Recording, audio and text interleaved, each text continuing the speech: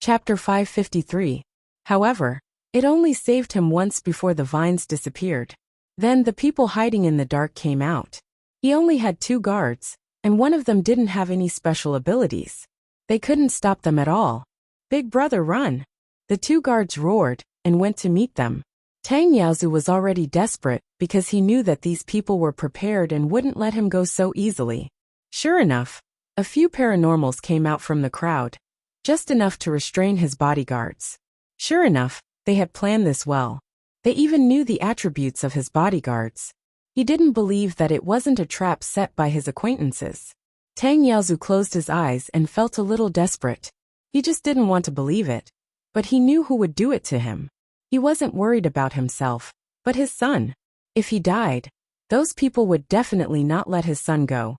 Just when he was ready to fight to the death, a woman suddenly appeared beside him.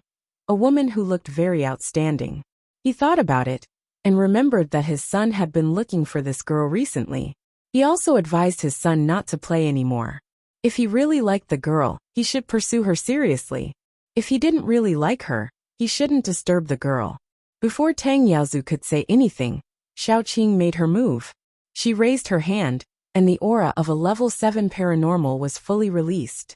Guang Guang took the lead to come out and protect Tang Yaozu, followed by the vines and Dehua.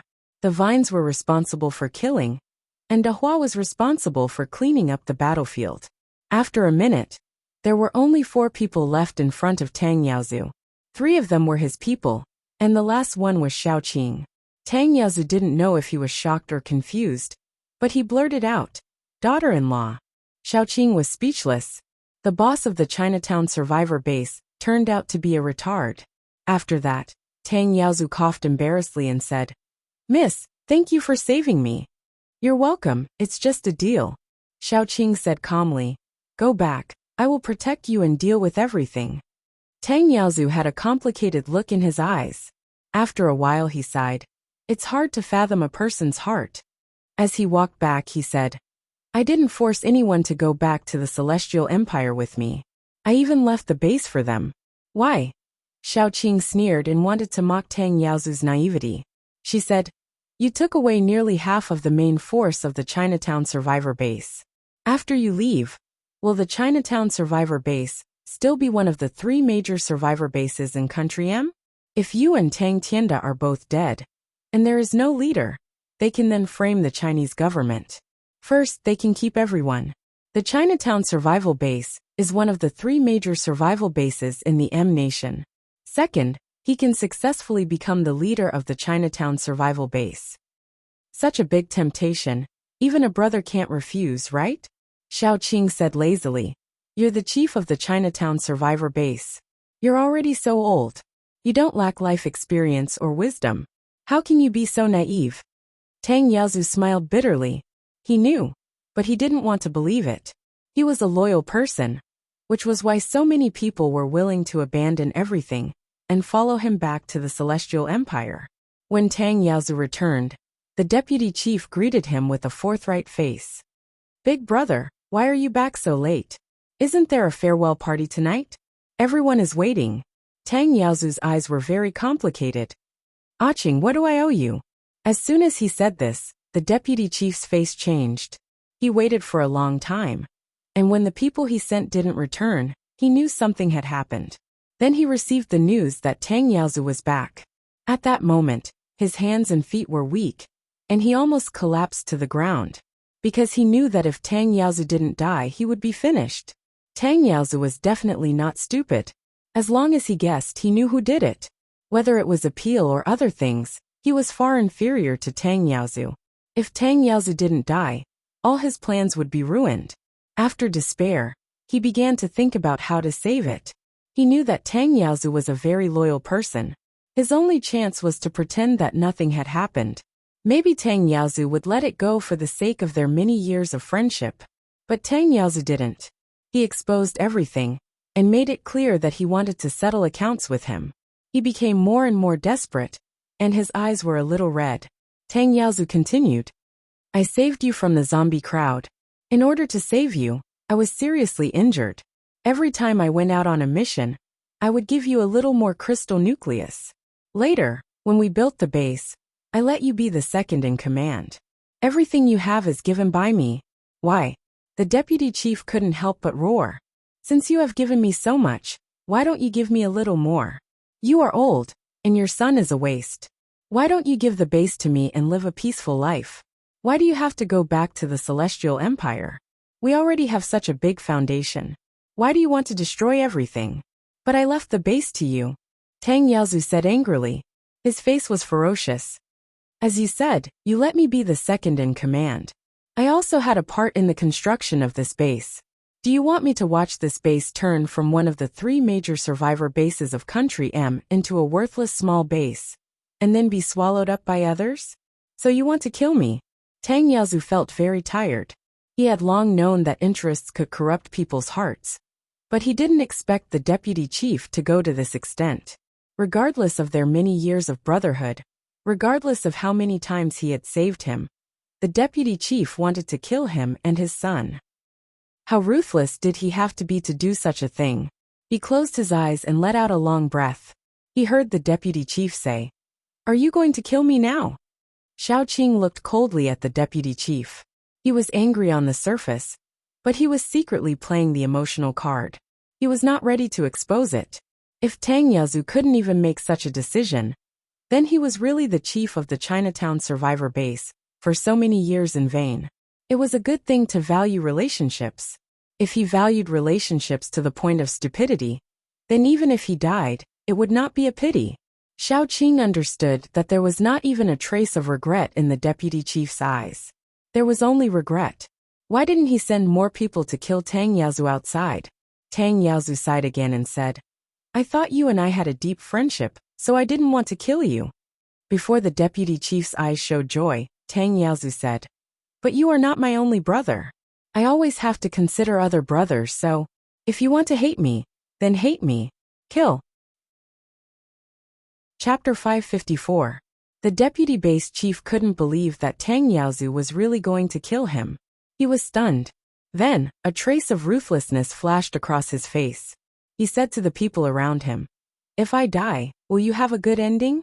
Come with me." Then, before he could finish his words, a group of people were lifted up by the vines. They were really lifted up. They were all hung upside down in the air. Those who wanted to struggle were beaten black and blue by the barbed whip. Xiao Qing was very experienced in beating people. She could make it very painful without hurting the muscles and bones. This was all because of Yin Qiuyue. The group of people were beaten like dead dogs. When they became obedient, Xiao Qing looked at Tang Yaozu. Tang Yaozu's face was full of pain. He gritted his teeth and said, "Kill them." Xiao Qing knew the pain in his heart. She didn't want to force him to do anything. She just killed them all. Everyone had their necks broken, but it wasn't painful at all. It was refreshing enough. She directly threw the corpses to Dehua to destroy them. After that, Xiao Qing said, "I don't need to do the rest. I'll go first." Then, without waiting for Tang Yaozu to speak, she directly located Tang Tianda and went back. Tang Tianda was with Air Dai, surrounded by corpses. It seemed that the deputy base chief really didn't want Tang Tianda to leave alive. Unfortunately, Air Dai was there, so the deputy base chief's idea could only be destroyed. It could only be said that he was unlucky to have met Xiao Qing, so it was natural that he failed. After Xiao Qing went back, Tang Tianda hurriedly asked, "How is my father?" "Your father is fine. The matter has been solved. You can go back." Xiao Qing waved her hand and said, "Don't forget our deal." Tang Tianda joyfully expressed his thanks, and then went back happily. The day of return was delayed by 1 day, because Tang Yaozu had to clean up the mess left by the deputy base chief. On the 3rd day, they officially set sail. The scene was very grand. 20,000 ordinary people and ability users were returning to the Celestial Empire in 3 batches. The first batch consisted of 50 ships, forming a vast fleet. After nearly half a month of sailing, they finally returned to the Celestial Empire. These people who returned to the Celestial Empire all stayed on the shore. After the higher-ups of the Celestial Empire discussed it, they would consider which piece of land to give them. Xiao Qing didn't care about these. Xiao Qing picked up Tang Tianda and couldn't wait to return to Jiang City. Firstly, she missed the big and little babies at home. Secondly, she wanted Tang Tianda to plant the things she wanted in Jiang City as soon as possible. Just thinking about it made him feel great. After returning to Rivertown, Tang Tianda immediately knelt down. His legs were so weak that he couldn't even stand up. With a look of despair, he went up and hugged Xiaoqing's thigh. "Boss, I really know my mistake. I was wrong the last time. Please forgive me. I don't taste good." Xiaoqing frowned helplessly. "Get up. What are you doing? Did I say I was going to kill you?" Dai also angrily pulled him away and didn't let him hug Xiaoqing's thigh. Tang Tianda burst into tears. "Just treat me as a fart. Don't hide it from me. Look at the zombies in the city. You helped me bring them here. What else can you do?" Xiaoqing said coldly. "This is my home. The zombies you saw are all my subordinates. They are very friendly. If you don't believe me, I can call one over and let you see." Then, Xiaoqing called a zombie over. This zombie's level wasn't high. Just by looking at its appearance one could tell. After all, there weren't many zombies with rotten faces these days. Chapter 555. Although this zombie's level was low, it was ugly. When Tang Tianda saw its appearance, tears flowed down his cheeks. Xiaoqing asked the zombie to come closer. It opened its bloody mouth in front of Tang Tianda. When it exhaled, a foul smell hit his face. Tang Tianda rolled and crawled back a few steps. He said with a pitiful face, "Boss, ask it to stay away from me. I'll do anything you want me to do." Xiaoqing waved her hand to let the zombie go. Then she said, "I didn't lie to you. This is Jiang City, a zombie base built by my friend. But the zombies here don't bite. You don't have to be afraid. Just stay here. After you finish what I want you to do, I'll let you go." Tang Tianda looked like a little girl who had been molested. He followed Xiaoqing shyly and timidly. He didn't dare to leave. He was afraid that the moment he left, he would be eaten by the zombies as a meal. Xiaoqing took Tang Tianda back to her residence. Yan Hanqing wasn't at home, which made her feel relieved.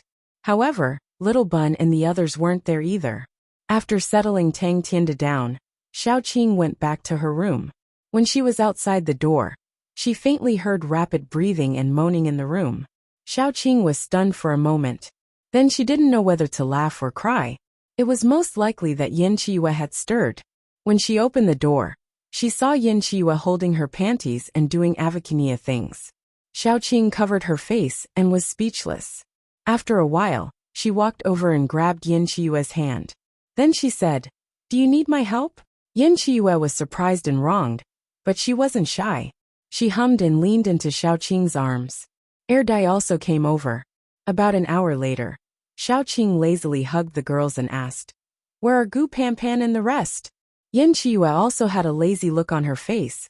"Yes, I went out. Today, I will look after the house." Not long after you left, a base announced that they have created a drug that can prevent ordinary people from being infected by zombie poison. As long as they are vaccinated before they go out, they will not be infected if they are injured within an hour. Although there are many restrictions, everyone still wants to get it. After all, everyone cherishes their lives. No one wants to become a zombie. Then, that base took the opportunity to raise the price of this medicine. They bought it at an extremely high price and made a lot of money.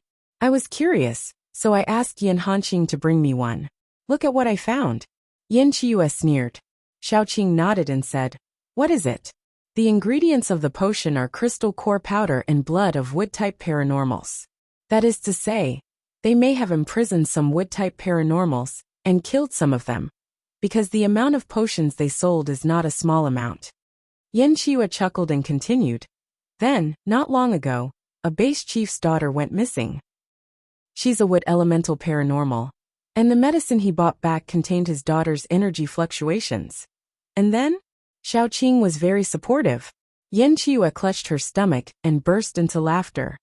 In the end, he found out that his daughter had died and turned into a pile of medicine. The base chief was furious and contacted many bases to attack that base. He also said that after conquering that base, he would be able to obtain their method of producing medicine and divide it equally among everyone. Now the whole country is in chaos. Yin Hanqing, and the rest just went to watch the show. Yin Qiyu nestled in Xiaoqing's arms and said, "Isn't it funny?" "Yes." Xiaoqing touched Yin Qiyu's head and said, "I brought back a little brother who is very good at farming. I plan to take him to plant blood-sucking vines and poison vines all around Jiangqing City. Then we will open up a piece of land to plant food. That way, there will be no internal and external troubles, and everyone can live a stable life." Chapter 556. Tang Tianda was shivering in his room. He looked out of the window, and then at the door, as if he was worried that zombies would sneak in and attack him. He looked very pitiful. Xiaoqing held one in each hand. When they entered the door, Tang Tianda looked as if he saw his savior and rushed over. He had wanted to hug Yin Qiyu's thigh, but Yin Qiyu had calmly stepped on his face to prevent him from rushing over. Tang Tianda saved his face from Yin Qiyu's foot and said pitifully, "Brother, sister-in-law, can I sleep on the floor in your room?" It was too scary to be alone. He wanted to hide under the bed when he was in the room, let alone sleep. Work first, then talk about other things. Xiaoqing kicked him mercilessly and said, "If you perform well, I'll set up vine guards at the door and windows of your room. If you don't perform well, I'll throw you out and let you live with the zombies." Tang Tianda jumped up without saying anything. "Boss, do you have any instructions? Just tell me." Xiaoqing let him out with satisfaction and took him to patrol Jiang City. Yingyi was doing an experiment. When he heard that Xiaoqing was back, he came out of the lab. When he saw Xiaoqing and the timid Tang Tianda, he couldn't help but tease her. "You brought back another one to warm the bed. Bring him back if you like. We can afford to live in Jiang City anyway." Tang Tianda was scared by Yin Qiyu and Erdai's cold stares. He wanted to kneel on the ground, hug Yinya's leg and shout, "Brother, you are my brother. Don't mess with me." But he only dared to clarify in a low voice, "Boss just took me in as a follower. Do you want to go together?" Xiaoqing said, "Let's discuss where to plant these things." "Okay." Yinyi threw the gloves and followed them outside. There was a lot of labor in Jiang City. Those zombies didn't know how to be tired. They worked day and night. Therefore, after Yinyi and Xiaoqing settled down here, they led the zombies in the city and built 2 walls around the periphery of Jiang City, one inner wall and one outer wall. Xiaoqing took out the seeds in her hand and said, "The poison vines are too lethal. It's too dangerous to plant them between the outer and inner walls. It's better to plant them outside the outer walls. The same goes for the blood-sucking vines. The devil's vines should be planted between the 2 walls. Yingyi, what do you think?" Poison ivy was the one she had found near the insect nest. It was a purplish-black, extremely huge, and had poisonous bubbles attached to it. It was the kind of vine. As for the blood-sucking vines, they had been planted outside before. Any plant or animal that came close would be entangled by the blood-sucking vines and have their blood sucked dry. It was also a very dangerous plant. The devil's vines liked to disguise themselves. When they were stuck to the wall, they were like the most ordinary plants like Boston ivy. However, once they were touched or approached by someone, their leaves would instantly open up, revealing flowers with the face of a devil. The flowers would emit an existence similar to ultrasonic waves. When the person was temporarily controlled by the sound waves, they would be pulled into the vines by the devil's vines and become fertilizer. These few plants, each more terrifying than the other, any one of them would be an existence similar to the worries of ghosts. Tang Tianda's thighs were trembling again. "Daddy, save me." He thought that he was here to plant some fruits and vegetables. He didn't expect that what awaited him was actually this. After discussing with Yinyi, they decided to plant 1 blood-sucking vines every 10 meters. There would be 5 blood-sucking vines of each type, and 1 poison ivy. The poison ivy didn't have any seeds, but Xiaoqing had cut it into pieces. It could be planted like potatoes. Xiaoqing silently urged Tang Tianda with her eyes. Tang Tianda swallowed a mouthful of saliva and began planting. He was planting the poison ivy. After Xiaoqing inserted a section of the vine into the soil, he activated his ability. Countless fluorescent green dots of light fell from his hands. A section of the poison ivy that was exposed from the ground seemed to be nourished by these tiny dots of light and began to slowly grow. Although it was said to be a slow growth, It was actually very fast compared to the growth period of a plant. At least, it could be seen with the naked eye. Section after section of the vine sprouted out, like bamboo shoots after the rain. Very quickly, the poison ivy grew to about the same size as the ones that Xiaoqing had seen before. As for Tang Tianda, his forehead was also covered in sweat. Xiaoqing had everyone move aside. Then, she released her own vines, and used them to lightly touch the poison ivy. The poison ivy that had been standing there quietly suddenly twitched around, as if it had gone crazy. After Xiaoqing retracted her vines, the poison ivy slowly burrowed into the ground after a long while. Very good. Xiaoqing nodded in satisfaction. Then, she urged Tang Tianda to plant the blood-sucking vines. Tang Tianda was pitiful. He took the seeds, and began to plant them around the city wall. His strength was not high to begin with. He was only a level 3 ability user. Very quickly, his ability was used up. Tang Tianda originally thought that once his ability was used up, Xiaoqing would temporarily let him go, and let him recover or rest for a period of time. Unexpectedly, Xiaoqing calmly took out a large pile of crystal nuclei. Come quickly absorb them. Once you're done, continue. Tang Tianda did, frequently overdrawing one's ability, and then recovering it to full before overdrawing it again, was actually a very effective method of cultivation. For example, Tang Tianda had planted the crystal nuclei around Rivertown's city wall. When he was about a third of the way up, he sat down to absorb the crystal nuclei, and broke through just like that. He was still a little dazed because he had been at level 3 for a long time. His speed of absorbing the crystal nuclei was also very slow. He originally thought that it would take a long time before he could break through. He did not expect to break through so suddenly. What was the old saying again? With pressure comes motivation. Boss, I think I broke through, Tang Tianda said with a dumbfounded expression. Xiaoqing smiled. Very good. The planting speed should be faster now, right? Tang Tianda died again at the age of 26.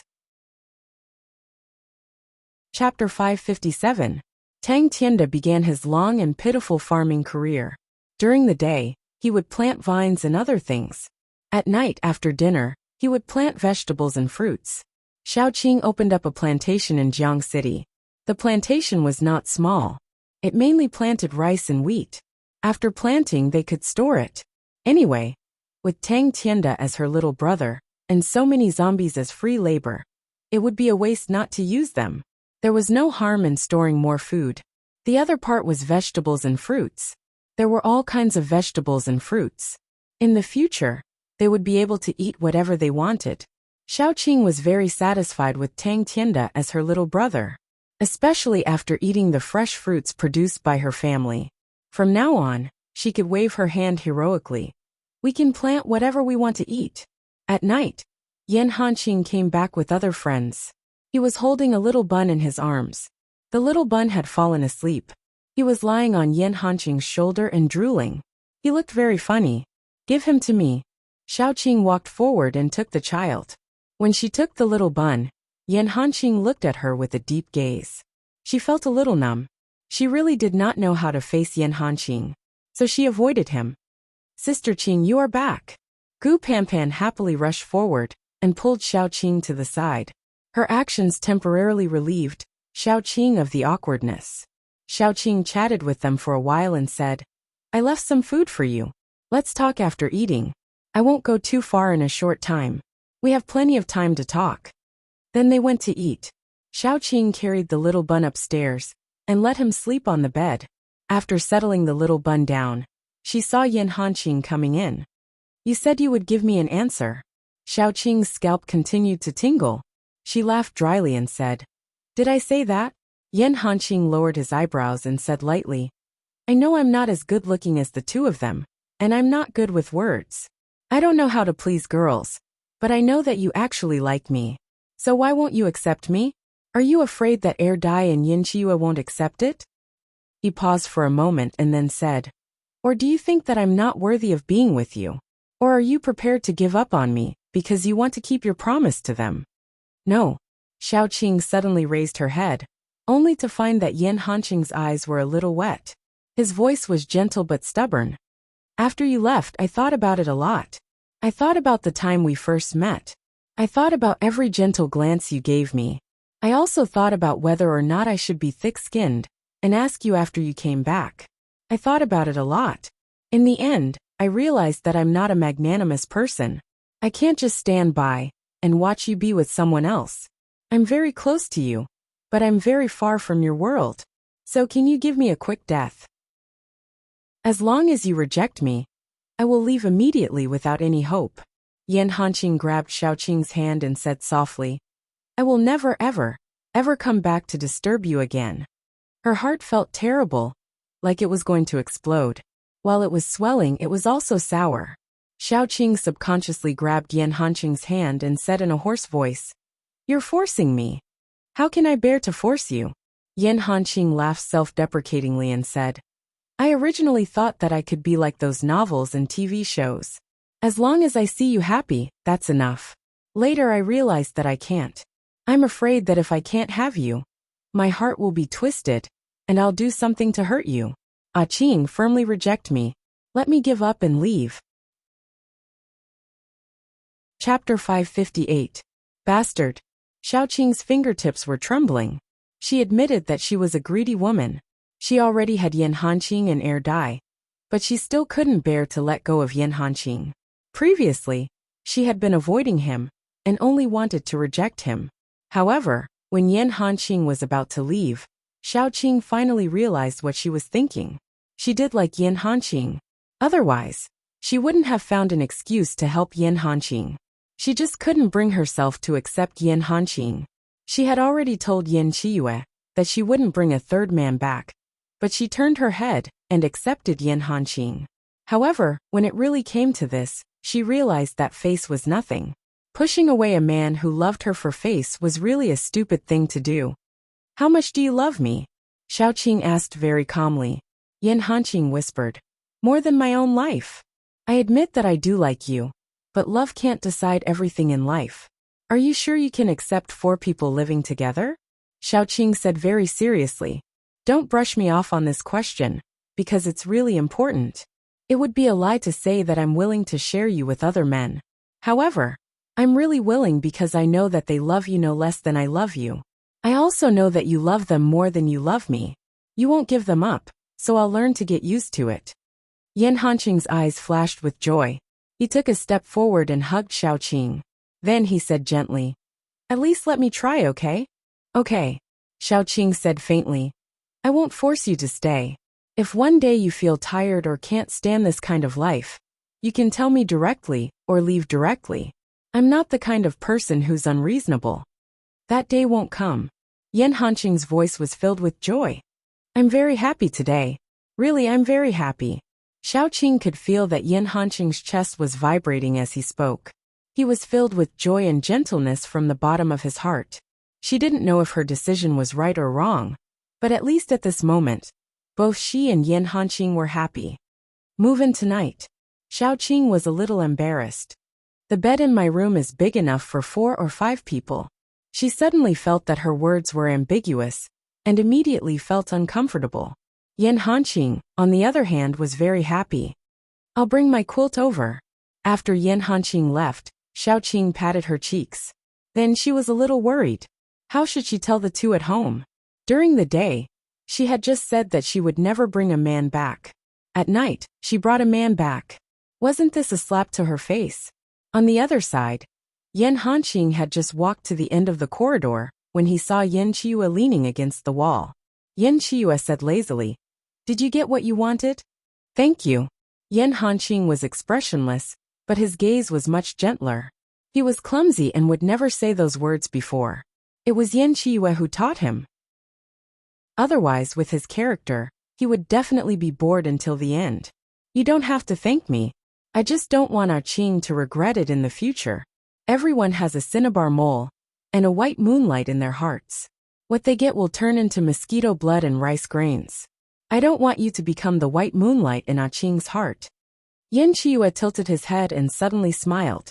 No matter what, you're the last one to enter the family. Come call me second brother. Then, Yan Hanqing silently ignored Yan Qiyu and went downstairs. Yan Qiyu was left punching the wall and laughing. As he laughed, He bit his fingertip and fiercely tore it with his teeth. Chapter 559. His skin was torn, blood was flowing, and his flesh was badly mangled. In the end, he licked the blood from his fingertips expressionlessly. He had always been a vicious and selfish man. How could he do such a generous thing? Yin Qiyu felt that he had gone crazy. He wanted to kill those men, who looked at Xiaoqing differently. But he had to help another man who had designs on Xiaoqing, and make Xiaoqing accept him. In the past, he would never have imagined that there would be a day where he would care about a person's feelings. He would be happy and sad because of her emotional fluctuations. He could even tell that she liked that man. So he was magnanimous, and went against his own wishes to set them up.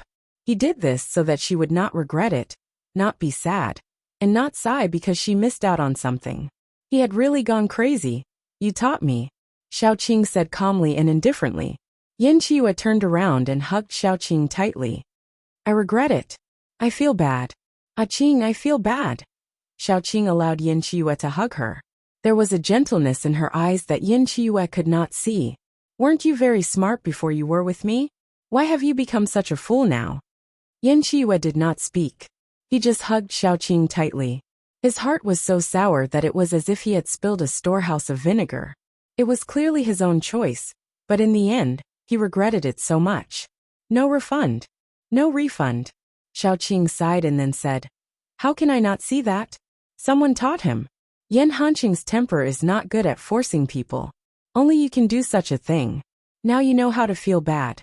If you know how to feel bad, then don't do it in the future. Yin Qiyu responded inaudibly. He pressed Xiaoqing against the wall and kissed her. They kissed until they were almost out of breath. Yin Qiyu also gradually calmed down. Qing, I'm a very extreme person. If you don't love me one day, you must kill me, because I don't know what I will do. There won't be such a day. Even if you leave, it will definitely be you who leaves me, and I won't give you the chance to leave. Xiaoqing said very calmly. If you want to leave, I'll break your legs and tie you to the bed. You'll only be able to see me every day, and you won't be able to run away. These words were truly cruel, but Yin Qiyu's breathing quickened. He even had a reaction. He leaned against the wall, and the corners of his eyes were flushed red like peach blossoms. He was gorgeous and sexy. Even his eyes were wet, with a hint of temptation. He said in a hoarse voice, If you're going to have a change of heart, tell me the day before. Either I eat you or you eat me. From then on, you and I are one. You won't be able to shake me off. Don't seduce me. The baby is still sleeping. What if you wake him up? Xiaoqing's gaze deepened. She leaned against Yin Qiyu's body and sighed. In this life, I have the three of you. It's enough. This time, there won't be anyone else. I believe you. Yin Qiyu let out a long breath and said, Go and pack up first. Help Yan Hanqing move his things up. The wardrobe and so on need to be tidied up. Okay. Xiaoqing picked up his hand and put the injured finger into her mouth. She gently licked the blood off and said in a hoarse voice, My heart hurts. Yin Qiyu took a deep breath and said, Just now, you didn't let me seduce you. Now you're seducing me. If you continue like this, I won't be able to sleep tonight. Why don't the three of us serve Qing well tonight? After all, it's the first day of sleeping together. Do you believe that I won't spank your butt in front of the two of them? Xiaoqing narrowed her eyes and said dangerously, Hurry up and get to work. Yin Qiyu's face immediately became sad. The new generation replaces the old. I only see the new generation smiling, but the old generation crying. Sigh. You're the only one with a sharp tongue. Xiaoqing laughed and scolded her. Then, she went down to pack Yan Hanqing's things. He didn't have a lot of things. In fact, it could even be said that he didn't have much. There were only a few sets of clothes, 2 daggers and toiletries. The pillows and bedding were all new. There was no need to bring up the old ones. Xiaoqing and the others didn't even need to bring up the things at all. However, Gu Panpan looked confused. Sister Qing, are we moving? Xiaoqing smiled. From now on, Hanqing will live with me. When Xiaoqing and the others went upstairs, Gu Panpan finally reacted. She hit her brother and complained, You're such a disappointment. Even brother Hanqing, that taciturn gourd, has entered the house. You're still watching from the side. What can you see? The eunuch is more anxious than the emperor. Va, who am I calling a eunuch? Chapter 560. Xiao Qing might not be used to having another person on the bed at first, but when she woke up in the middle of the night, she was stunned for a moment. Then she looked to the left and then to the right. Little Bun was sleeping in her arms. Air Dai was sleeping on her left. Yin Qiyue was sleeping on her right, and Yin Hanqing was sleeping on her right. Yin Hanqing was very big, but he was curled up in the corner. He looked a little pitiful and a little pitiful. Xiao Qing tiptoed up, went to the balcony, and smoked a cigarette. She was getting more and more used to smoking, but she rarely smoked indoors because secondhand smoke was too harmful to her family. Why did you suddenly wake up? Yin Qiyue was wearing a pair of underpants and looked like he was going to the toilet. He yawned lazily and then walked to Xiao Qing's side. I woke up. I suddenly couldn't sleep, so I came out to stand for a while. Did I wake you up? Xiao Qing turned around and didn't know whether to laugh or cry. You should at least wear pajamas or something. It's cold now. Aren't you afraid of catching a cold? I won't be cold if you hug me, the shameless man said shamelessly. Then Xiao Qing really hugged him. The two of them leaned against the balcony. Yin Qiyue said softly, What's wrong? You look a little unhappy. I'm not unhappy. I just feel a little unbelievable. I'm not that outstanding a woman. You can even say that I'm ordinary. What have I done to make the three of you willing to give up everything to be by my side? Sometimes I feel that it's unrealistic. As she spoke, Xiao Qing laughed. I don't think that I'm so beautiful that three outstanding men are willing to share me with others. They'd rather share me than be with me. If all men are like you and can't see their own good, then that's great. I won't have to worry that one day someone will suddenly jump out and snatch you away from me. Or when I wake up, you'll bring back another man. As he spoke, he sighed and then said, There are too few blind men these days. Xiao Qing was teased by him, and the messy emotions in her heart completely disappeared. She leaned against the railing and said lazily, I am already satisfied. With the three of you and Little Bun, no one dares to touch Jiang City. We even built a plantation in the city. It is like a paradise. But I feel like a storm is brewing. This peace makes one feel uneasy. Even if the sky falls, there are tall people to hold it up. What are you afraid of? Yin Qiyue sighed and said, You are good in every way except for one thing. You think too much. How long is a person's life? 100 years is just a blink of an eye. Enjoying ourselves while we can is enough. Even if it's the end of the world, haven't we survived? If we really come to a dead end, we'll be together as a family. There's nothing to be afraid of. At worst, we'll die together. I was thinking too much.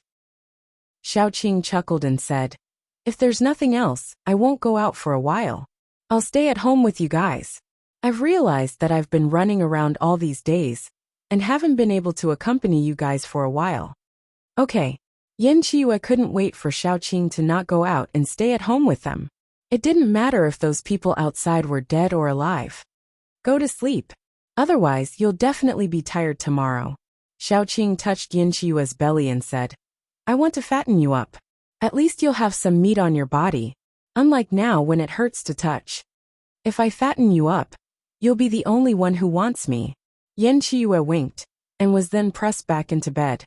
The next morning, when Yin Hanqing got up, he was still not used to it. When he looked at Xiao Qing, his face was a little red. Chapter 561. Because Xiao Qing only wore a set of underwear to sleep. When he looked over, he couldn't help but look at certain places, but when he really saw them, he quickly moved his eyes away. Her bashful look was especially interesting. Xiao Qing stretched. While she was still in a daze, Yin Qiyue brought clothes over. After the family got dressed, they went out to brush their teeth and wash their faces to prepare for breakfast. Xiao Qing was the first to finish washing up and went downstairs to cook. The porridge, plain porridge, and side dishes were the most suitable for breakfast. When the family sat down to eat, Yin Hanqing remembered what he had forgotten. I was really bored before, so I took Pan Pan and the others out. I just wanted to walk around, but I didn't expect to find a problem. Yin Hanqing frowned, then he said, Someone was behind all of this. I even suspect that the base wasn't the one who made the potion. They were just used as a shield. But the base has already been destroyed. Even when we attacked the base, we still couldn't find a way to make the potion. Zhao Hai nodded, then he said, "That's right. Let's put this matter aside for now. Don't worry about the outside world for now. I'll accompany you this month, and don't care about anything." Xiaoqing picked up food for everyone and said, "If you want to go out and play, I'll accompany you." Yan Hanqing didn't say anything. Naturally, he also hoped to spend more time with Xiaoqing. Xiaoqing really did what she said. These days, she had been with the family all the time. Usually, she would play with the little bun, or go to the plantation to take a look and supervise her little brother. Occasionally, she would take the family to walk around and enjoy the scenery. In short, she was very relaxed. After a while, Tang Tianda's family received news that a new base had been built. The new base was called Hope Survivor Base. A new beginning, everyone's hope. Tang Tianda wanted to go back, so he came to Xiaoqing to ask for leave. He also hoped to invite Xiaoqing to go over and take a look. Xiaoqing wasn't an unreasonable person, so she naturally agreed. Gu Panpan and the others stayed at home and didn't plan to come out. So Xiaoqing took Little Bun and the other 3 men out. Tang Tianda was now in awe of Xiaoqing, even more so than his father. He led Xiaoqing away. The new base was built not far from the seaside. It was also far away from the disputes.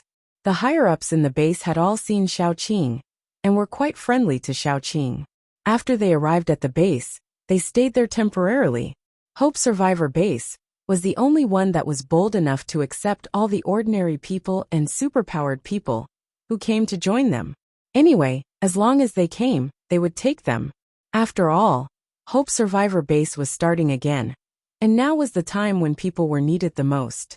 In the end, Xiaoqing went to the gate of her own accord to register. She was at a high level, so she could almost see the level of the superpowered people who were lower than her at a glance. If there was any trouble, she could also suppress it by raising her hand. After all, Xiaoqing's current strength could be said to be at the top of the whole country. There weren't many people who could beat her. Xiaoqing was the most leisurely one among all the guards at the gate. Air Dai on the left was massaging her shoulders. Yan Hanqing on the right was feeding her fruits. And Yan Qiyue on the right was taking care of the children. Water superpower, right? Level 3. Xiaoqing opened her mouth and bit the fruit that Yan Qiyue handed her, then wrote it down. Since the apocalypse, something had been invented. It was a kind of tester that could test people's superpowers, but it wasn't very accurate. It could only roughly test the type of superpower, but not the level. Xiaoqing just stretched out her hand and used her power to check people's bodies accurately. The superpowered people who had been touched by her were all dumbfounded. They had never seen anyone call out their superpowers and levels just by taking their pulse. "Well, here's your nameplate." Xiaoqing took an unused nameplate, then engraved some words on it. She engraved very fast, and she only used her fingernails, so she finished the words in a flash. Those superpowered people were all stunned. Next, Xiaoqing threw the nameplate over, then called the next person over. The next person hurriedly walked over and obediently stretched out his hand. Xiaoqing probed him and found out his ability and level. A level 3 wood ability user? Your superpower is very suitable for the planting area in the base. If you're interested, you can go and have a try. Thank you. The man hurriedly told her his name and other information. After Xiaoqing finished engraving, she let him in. While Xiaoqing was busy, a sudden noise came from the back of the line. She narrowed her eyes, and a dangerous light flashed in her eyes. A group of people who dared to make trouble in front of her had been dealt with in the morning, and then these people became much more obedient. She didn't expect that there would be more in the afternoon. Xiaoqing first called the guard at the door, then walked out of the small house, ready to go and see who was making trouble. Because the base had just started to develop, there were a lot of people who wanted to enter the base these 2 days. Some people came late and waited in line for a whole day. It was very normal that something would happen when they were idle. Why else would people say that they were bored? There was no shortage of idle people here. When a group of idle people gathered together, Nothing happened at all, which was abnormal. However, they could make trouble in front of her. If there was a problem, it could be solved in private. If it was serious, she wouldn't be polite. Xiaoqing walked out to take a look. She was stunned at what she saw, because one of the troublemakers was actually Mulin. Not long ago, she saw Mulin in the illusion, the Mulin that she missed dearly. At that time, Xiaoqing's fingertips were trembling. She took a deep breath and rubbed her eyes hard, afraid that she had seen wrongly. Then she realized that it was really Mulin. Mulin had his hands on his waist. He was still so energetic, pointing at a woman and flipping out. There was a good-looking man standing beside him. He was quite delicate and looked quite good. It seemed that he was quite close to Mulin. And the other party who was quarreling with Mulin was also someone that Xiaoqing coincidentally knew. Fu Jinling, the mistress who knocked her to death on the street, causing her and the little bun in her stomach to be neither human nor ghost, and still unable to recover. Xiaoqing's whole body stiffened. Even if it had been a long time, when she thought of that scene, she would still stiffen and feel despair. More than that, it was the hatred that spread. Chapter 562. When she learned that Xiaoqing was in trouble, she immediately rushed back and happened to encounter the apocalypse. When she finally went to the hospital and risked her life to search, Xiaoqing was nowhere to be found. Because of this, she refused to believe that Xiaoqing was dead. She started from the hospital and went all the way north, almost circling the entire celestial empire. However, she could not find Xiaoqing. When she was in despair, Xiaoqing appeared in front of her. God must have heard her prayers and sent Xiaoqing to her. I thought I would never see you again. Mulin burped and buried herself in Xiaoqing's arms. She cried and acted like a spoiled child. Where did you go? Do you know how worried I was? The handsome man beside Mulin was dumbfounded. Was this still the Mulin who killed without blinking an eye? I went out to see twice. Xiaoqing patted Mulin's back and whispered, I was wrong. Didn't I see you now? We will never separate again. Mulin sniffed. After a long while, she smiled through her tears. I knew you would be fine. Scourges live for thousands of years. You will be fine. At this time, the man with the ferocious face was already drooling. He looked at Mulin and Xiaoqing with desire. In the end, the two beauties knew each other. He had already begun to dream of having two beauties at his side. Cough. He cleared his throat and said, You two don't have to rush to catch up. Let me introduce myself. I am Zhuang Qian, a peak level 4 lightning ability user. I don't know if I have the honor to know the names of the two ladies. Xiaoqing hugged Mulin and looked at Zhuang Qian lazily.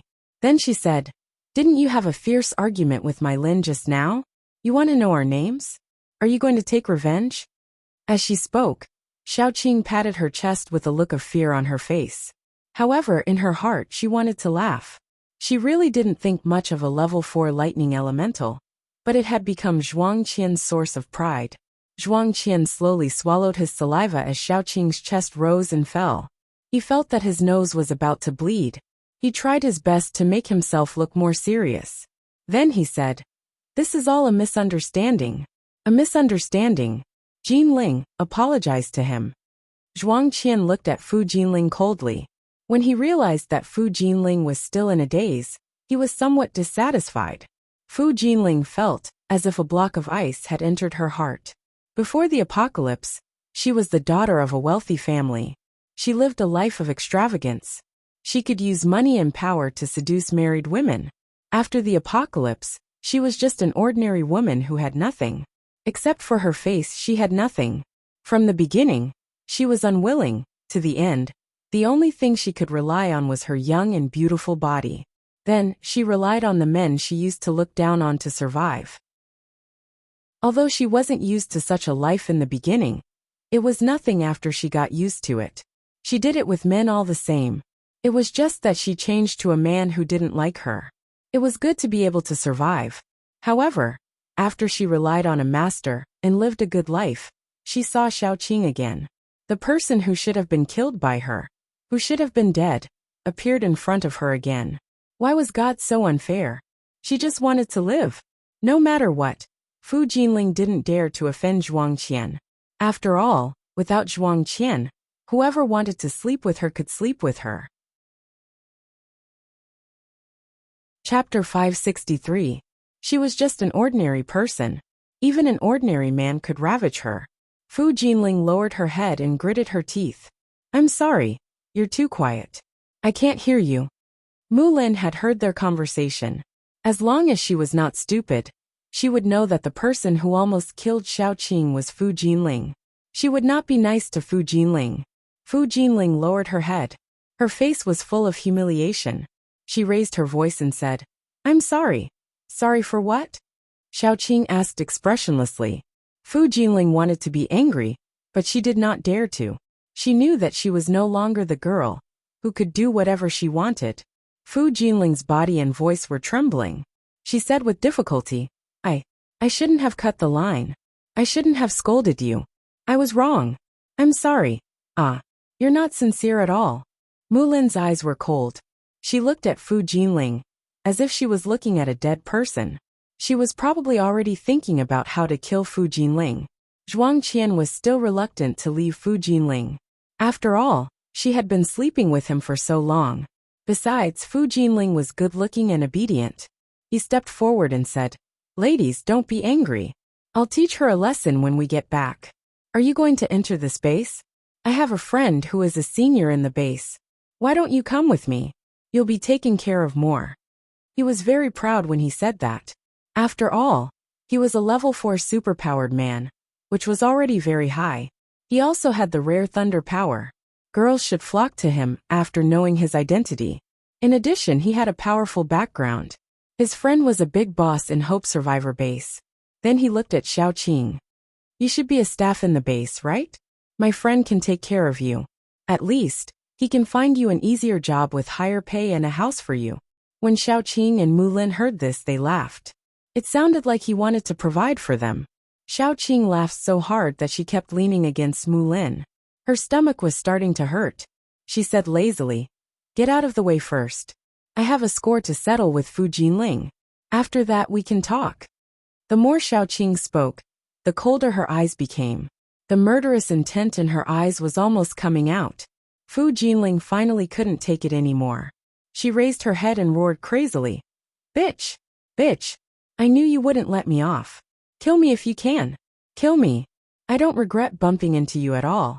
I only regret that I didn't go back and forth a few times to kill you, and that bastard in your belly. Pa! A crisp sound rang out as Mu Lin slapped Fu Jinling. Mu Lin used a lot of strength, and directly slapped Fu Jinling away. Her face was swollen. Fu Jinling opened her mouth and spat out 2 teeth mixed with a mouthful of blood. Her hair was disheveled as she laughed crazily. I don't want to use your man's thing anymore. You're the only one who still treats it like a treasure. If I ask him to crawl, he will crawl. If I ask him to lick, he will lick. Before she could finish speaking, Mu Lin stepped on her face. Xiao Qing stopped Mu Lin and said indifferently, It's too easy for her to kill her like this. I can't bear to. She and her child had suffered so much. It would be too easy for her to kill Fu Jinling so easily. The most painful thing in the world was never death. Instead, it was a life worse than death, a life worse than death. With this thought, Xiao Qing looked at Fu Jinling with a much gentler gaze. She would let Fu Jinling feel the greatest pain in the world. She would let Fu Jinling live, and feel the pain she had all these years. Xiao Qing had never been a merciful person, especially to her enemies. Mu Lin calmed down a lot. She was just too angry just now. After calming down, she let go of Fu Jinling. Fu Jinling still shouted like a madman. If you have the ability, kill me. If you have the ability, kill me. Zhuang Qian still had some feelings for Jinling. He went forward and tried to stop them. In his opinion, these 3 people would all be his women in the future. There was no need for internal strife. He walked in front of Xiao Qing. Before he could speak, he was wrapped around his neck by Xiao Qing's vines and pulled over. He was shocked. His first reaction was to release his lightning power. However, his power, which he thought was awesome, did not even leave a white mark on the vines. Then his neck was broken by Xiao Qing. His head rolled on the ground twice. He did not feel any pain at all. There was still a look of surprise on his face as he looked at Fu Jinling. Fu Jinling stared blankly at the head on the ground. It was crushed by Xiaoqing's foot. The vines picked up the foreign energy crystal nucleus in the bloody brain. Xiaoqing threw it to Yan Hanqing in disgust. Fu Jinling was completely desperate. She really regretted it. Chapter 564. She shouldn't have provoked Xiaoqing from the start. Xiaoqing wasn't someone she could afford to provoke. However, it was too late to regret now. The mistake had been made, and the hatred had been formed. It was such a deep hatred that it couldn't be resolved. Fu Jinling was in despair. She even started to hate everyone, including Lin Qifan. If Lin Qifan hadn't taken the initiative to seduce her, would she have fallen in love with Lin Qifan? Would she have done that to Xiaoqing? She hated her parents. If they hadn't ignored her, would she have thought that money could settle everything and cause that car accident? As for Xiaoqing, her hatred was lighter. It was more regret and despair. Xiaoqing couldn't be bothered to think about what Fu Jinling was thinking. She temporarily handed the job of receiving people at the door to someone else. Then she took Mulin and her group back. When she went back, she sent someone to call Tang Tianda. Tang Tianda was her underling. It would be a waste not to use him. When Tang Tianda came over, he saw two women sitting on the sofa. They were surrounded by men. None of them looked bad. "Boss, why are you looking for me?" Tang Tianda had just finished his work. After everything that had happened, he had become more open-minded and had improved a lot, especially after being oppressed by Xiaoqing for so long. When he returned to the base, even Tang Yaozu was surprised to find that his son had become successful. Of course, what followed was complicated work. Tang Tianda expressed that he was happy and in pain. Xiaoqing picked up Fu Jinling, who was tied to the side, and threw her at Tang Tianda's feet. Then she said, "This is my enemy. I know that you have a lot of tricks up your sleeve. I'll hand her over to you. I only have one request. Make her live a life worse than death, but she won't die." Tang Tianda couldn't help but shiver. Then, he had a deep admiration and pity for Fu Jinling, who dared to offend Xiaoqing. He had never seen Xiaoqing hate someone so much. Live a life worse than death, but she won't die. TSK. Tang Tianda shook his head, his face full of fake compassion. Then, he was kicked out by Xiaoqing. "Hurry up and take him away." Tang Tianda hurriedly said, "Boss, don't worry. I'll make sure she suffers more pain than death. But she won't die no matter what." After that, Tang Tianda took them away. After he left, Xiaoqing asked Mulin, "Where did you go after you left?" "I almost walked through the entire Celestial Empire. Maybe it's fate, but I didn't meet you. Do you know? I was in despair. But I didn't expect that we would meet again after I lost all hope." Mulin lay in Xiaoqing's arms like a child. After a while he asked, "Is this your son?" Xiaoqing nodded and said to the man beside Mulin, "Are you Mulin's friend? Jiue, take this gentleman out for a walk. Take Hanqing Er Dai and Bao Bao with you. I have some private words to say to Mulin." "Xiaowen, you go first. Just take it as familiarizing yourself with the base." Mulin said lightly.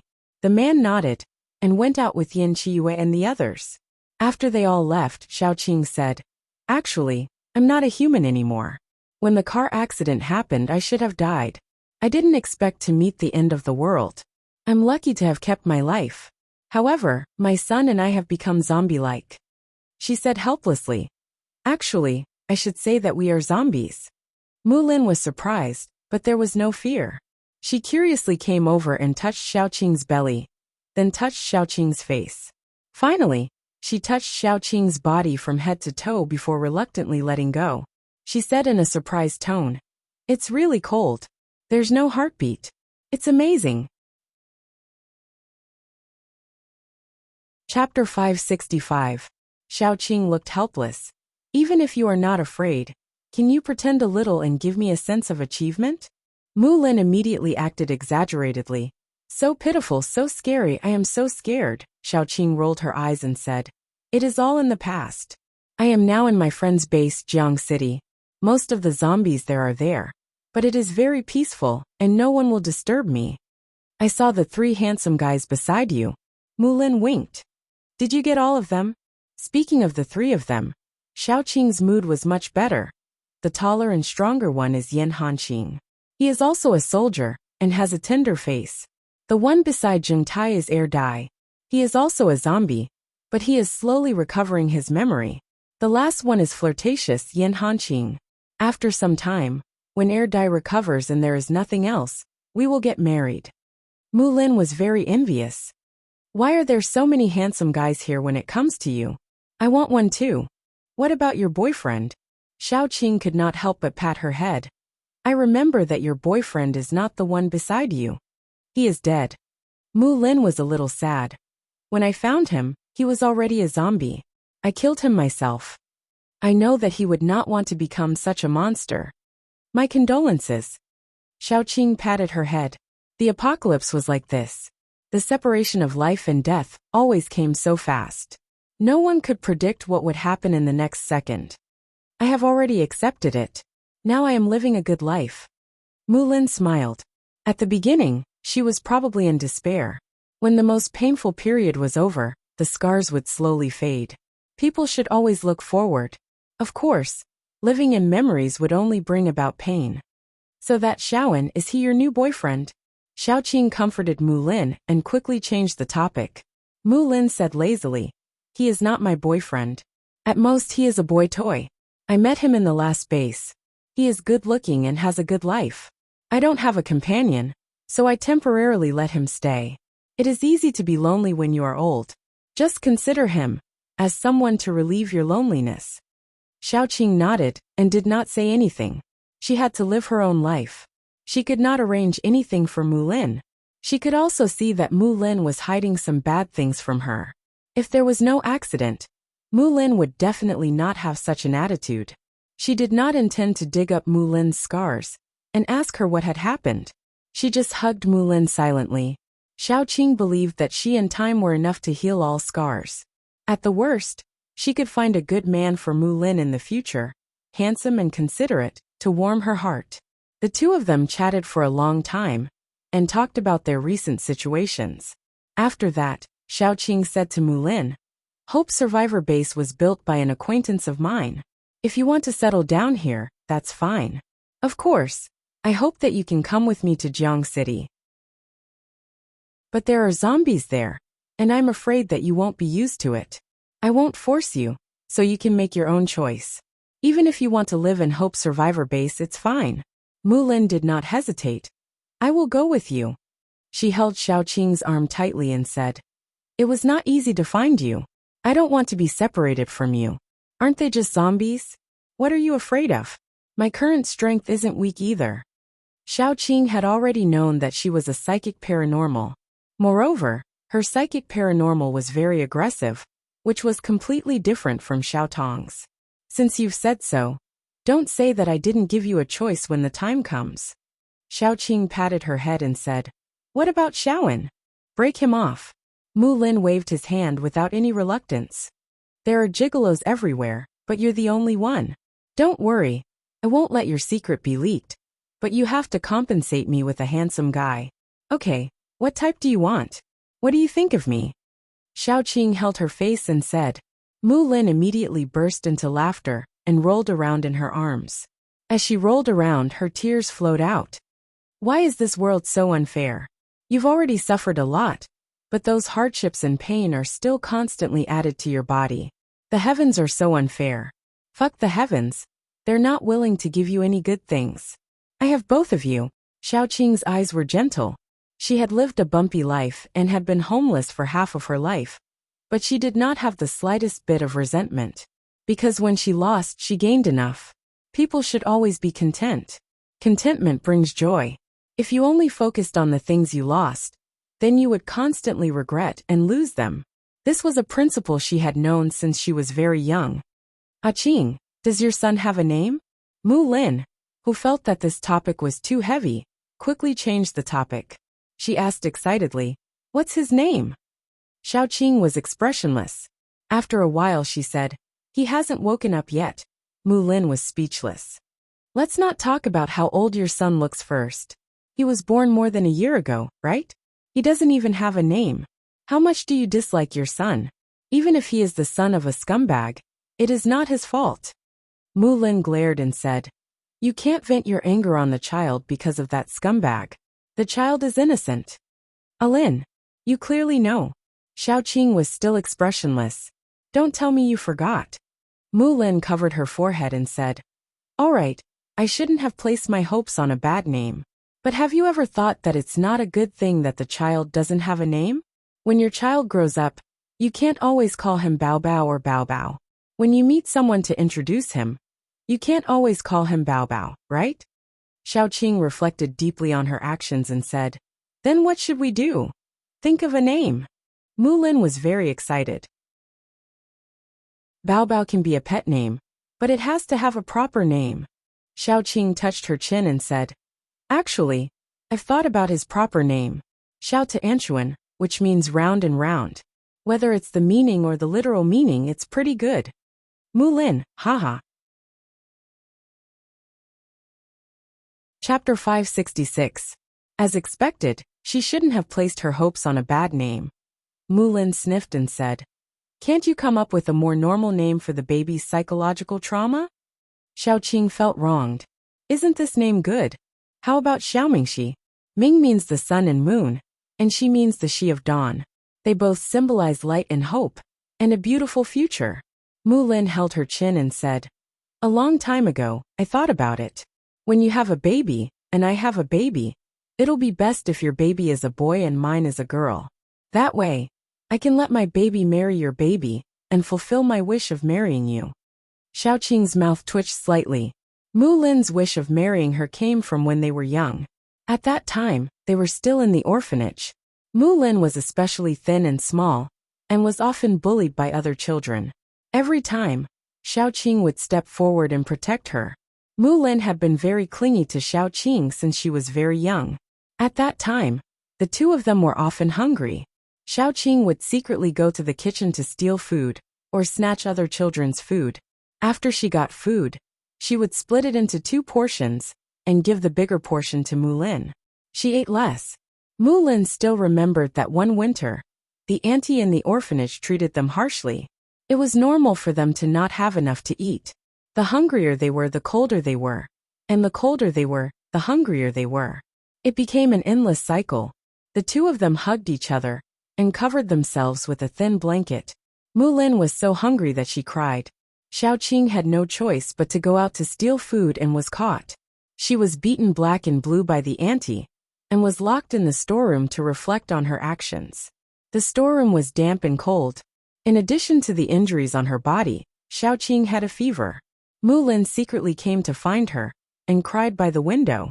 She gave Mu Lin half a deep-fried dough cake, and Mu Lin cried even harder. Neither of them was willing to eat it. In the end, they leaned against the window, and took a bite and passed it to each other. Neither of them was willing to take a bigger bite. The palm-sized deep-fried dough cake took them half an hour to eat. Xiaoqing's high fever almost took her life. It was Mu Lin who went to the dean. Seeing that Xiaoqing was dying, the dean was afraid that she would die in the orphanage and ruin the reputation of the orphanage. So, he found a doctor for her. After that incident, little Mu Lin told Xiaoqing that when he grew up, he would marry her and be her wife. Let's call him Xiaoqing. I don't want him to bear too many people's hopes. It's fine as long as he's happy. Xiaoqing chuckled. His nickname can also be Little Whistle. Mu Lin said helplessly. Anyway, it's fine as long as he's not called Xiao to Anchuan. Xiaozi is Xiaozi. At least he's lively. After deciding on Little Bun's name, the two chatted for a while. When it was time for dinner, Xiaoqing dragged Mu Lin to help her. After the two of them finished cooking, the men who had gone out for a walk came back. Although Xiaoqing was terrible at naming, she had always been very confident in herself. She couldn't help but show off. Baby, from today onwards you have a name. It's Xiaozi. Do you like it? Little Bun was dumbfounded. Then, he heard Mu Lin say coldly. The name she gave before was Xiao to Anchuan. Little Bun immediately said, I like it. Xiaozi was much better than Xiao to Anchuan. In order to prevent his mommy from making him Xiao to Anchuan on a whim, he had better accept the name Xiaozi. Little Whistle, be good. Hurry and wash your hands. The food is ready. We can eat soon, Xiaoqing urged. Chapter 567. Yan Qiyue then carried Little Bun to wash his hands. After washing his hands, Yan Hanqing went to the kitchen to help serve the dishes. As there were many people today, Xiaoqing cooked a lot of dishes. There were 8 dishes and a soup. Mulin calmly occupied Yan Qiyue's previous seat. Yan Qiyue had to carry her child to the seat opposite Xiaoqing. Her expression was that of an abandoned woman. During the meal, Xiaoqing had a simple chat with the man called Xiaowen. After all, he was brought here by Mulin, so she had to give him some face. However, as they chatted, she felt that something was wrong. This man called Xiaowen had been trying to flirt with her. At first, Xiaoqing thought that the flirtatious glance was for Mulin, who was sitting next to her. However, after looking left and right for a few times, she felt that something was wrong. According to the angle, the flirtatious glance was really for her. Xiaoqing was stunned at that time. She was really not Mr. Wang next door, and she had no interest in her best friend's man. The point was that Xiaowen's flirtatious glance was very subtle. Other than Xiaoqing, the person involved, no one else seemed to have noticed it. She was flirted with inexplicably. Xiaoqing decided to be blind. Anyway, she just pretended not to see. After all, she had just reunited with Mulin. She did not want to create any trouble and affect her good mood today. Therefore, she could only swallow this fly into her stomach. She knew that it was a fly, but she still forced herself to swallow it. The feeling of swallowing a fly into her stomach was really bad. She could not even eat the delicious dishes. This situation continued until they finished their meal and were ready to go to bed. Only then did they feel relieved. As they were finally reunited today, Xiaoqing abandoned her 3 wives and 4 concubines and was ready to take an afternoon nap with Mulin. During the afternoon nap, she could not help but ask, "That Xiaowen, are you really going to dump him?" Mulin nodded and said, "Anyway, I definitely won't bring him to Rivertown. I don't have much trust in him. He's just an ordinary person, so I guess he can't stand it. At most, I'll give him some compensation. Let's just call it a day. I'll help him settle down in Hope Survivor Base, then I'll tell him." That's good too. In the end, Xiaoqing swallowed back what had happened. After all, it was not something to be proud of. Since the 2 of them were going to separate, it was better to avoid unnecessary trouble. The next day, Xiaoqing went to work at the entrance again. She asked Tang Tianda to help Xiaowen settle down. Mulin went as well. No matter what, they had been together for a long time and had some feelings for each other. Mulin was also a person who valued relationships, so he wanted to make arrangements for him first. After a busy day, Xiaoqing prepared to buy some fresh fruits and vegetables and a few bottles of wine so that she could drink with Mulin in the evening. At night, both of them drank a lot. On the other hand, the men didn't drink much. Mulin was completely drunk. He hugged Xiaoqing and kept shouting that he wanted to marry her. He would kill anyone who tried to stop him. Then, he hung on Xiaoqing's body like a koala. She couldn't pull him off. He was very strong. Xiaoqing was very helpless. She could only say, "Let's sleep together tonight. Hanqing, please help Xiaowen settle down and find him an empty room." Mulin was busy the whole night. When she fell asleep, it was already midnight. Xiaoqing let out a sigh of relief. She was going to wash her face and then sleep. She was so happy today that she might not be able to fall asleep. When Xiaoqing reached the bathroom, the door opened. The man called Xiaowen walked out while drying his hair.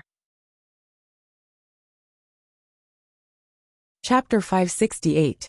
After settling Xiaowen down, Xiaoqing was ready to leave. She didn't even ask about Fu Jinling's fate, because she knew that Tang Tianda would treat her well. She didn't ask, but Tang Tianda would tell her. It was a good opportunity to take credit. It's hard for ordinary men to find wives nowadays. They don't even have enough to eat, so naturally, they can't afford to buy sex.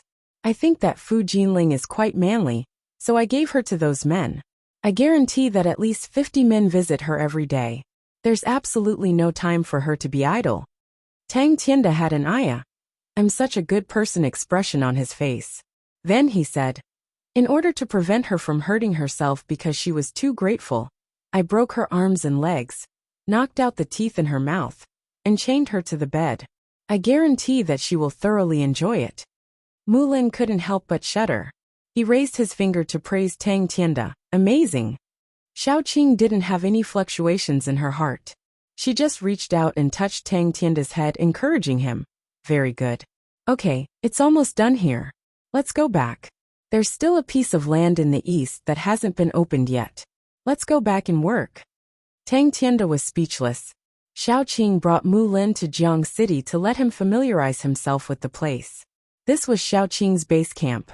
No matter how turbulent the outside world was, it wouldn't affect this place. I've left a special scent on your body. All the zombies here won't attack you. You can go in and out freely. Xiaoqing brought Mulin around first, such as her plantation base, and then her secret base. In fact, it was just a small vegetable garden behind the house. There was nothing else in it. She paved a small vegetable field with the special red soil. The mutated plant, that looked like a heart, was planted on top of it. Some mutated plants with great destructive power were planted around it to prevent people from stealing her baby. After looking around the entire Jiang City, Xiaoqing said to Mulin, "It's safe here, but there's no one around. Other than me, there are only a few of my friends. It's inevitable that you'll be lonely. If you can't stand it, you can go to the Hope Survivor base or a nearby base. Come and see me when you miss me." Mulin snorted. "Are you abandoning your old love now that you have a new one? Yes, you have 3 handsome guys with you. You don't need me anymore. You don't like me, so you want to chase me away." Xiaoqing looked helpless. How could there be such a thing? Okay, I won't say it anymore, okay? Let's go and see the room I prepared for you. Xiaoqing had prepared a room for her a long time ago, when she had just arrived in Jiang City. She had always believed that she could find Mulin, and knew that Mulin was willing to stay for her. Hence, she had prepared a room for Mulin long ago. The pink bedsheets, the pink curtains, and even the carpet on the floor were pink. It looked extremely cute. Mulin, who had a girlish heart since she was young, howled and threw herself on the bed. Then she started to roll around. There was a pink bear on the bed. Ever since she was in the orphanage, she had a dream to have her own princess room, filled with her favorite things.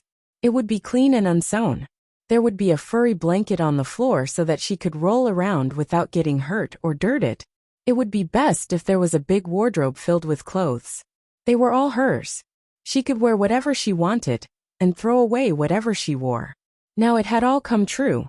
Mulin hugged the bear and rolled from one end of the bed to the other like a child. Chapter 569. Both of them were abandoned. She had a weak heart and her family was probably poor. Moreover, she was a girl and was unwilling to spend a lot of money on her treatment. So they abandoned her. Fortunately, her parents still had some conscience, and left her at the entrance of the orphanage, instead of on the streets or in the wilderness. Xiaoqing was even more pitiful. She was picked up by an old granny, who was picking up scraps.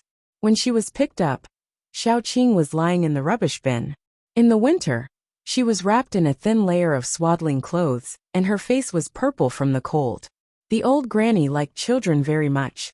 Unfortunately, she could not afford to raise them, so she could only send them to the orphanage. A few years ago, the old granny would often visit Xiaoqing at the orphanage. When Xiaoqing was 4 years old, the old granny also passed away. In this world, there was no one else who would care about Xiaoqing. Only Xiaoqing and Mulin were left to depend on each other. They were not related by blood and were not relatives, but they were closer than relatives. Ah Qing, your dream and my dream have both come true. It's so good. Mulin hugged the bear and panted on the ground. She turned over and pressed the bear under her body. Then she said, "Let's not go out. It's good to be self-sufficient in Jiangcheng."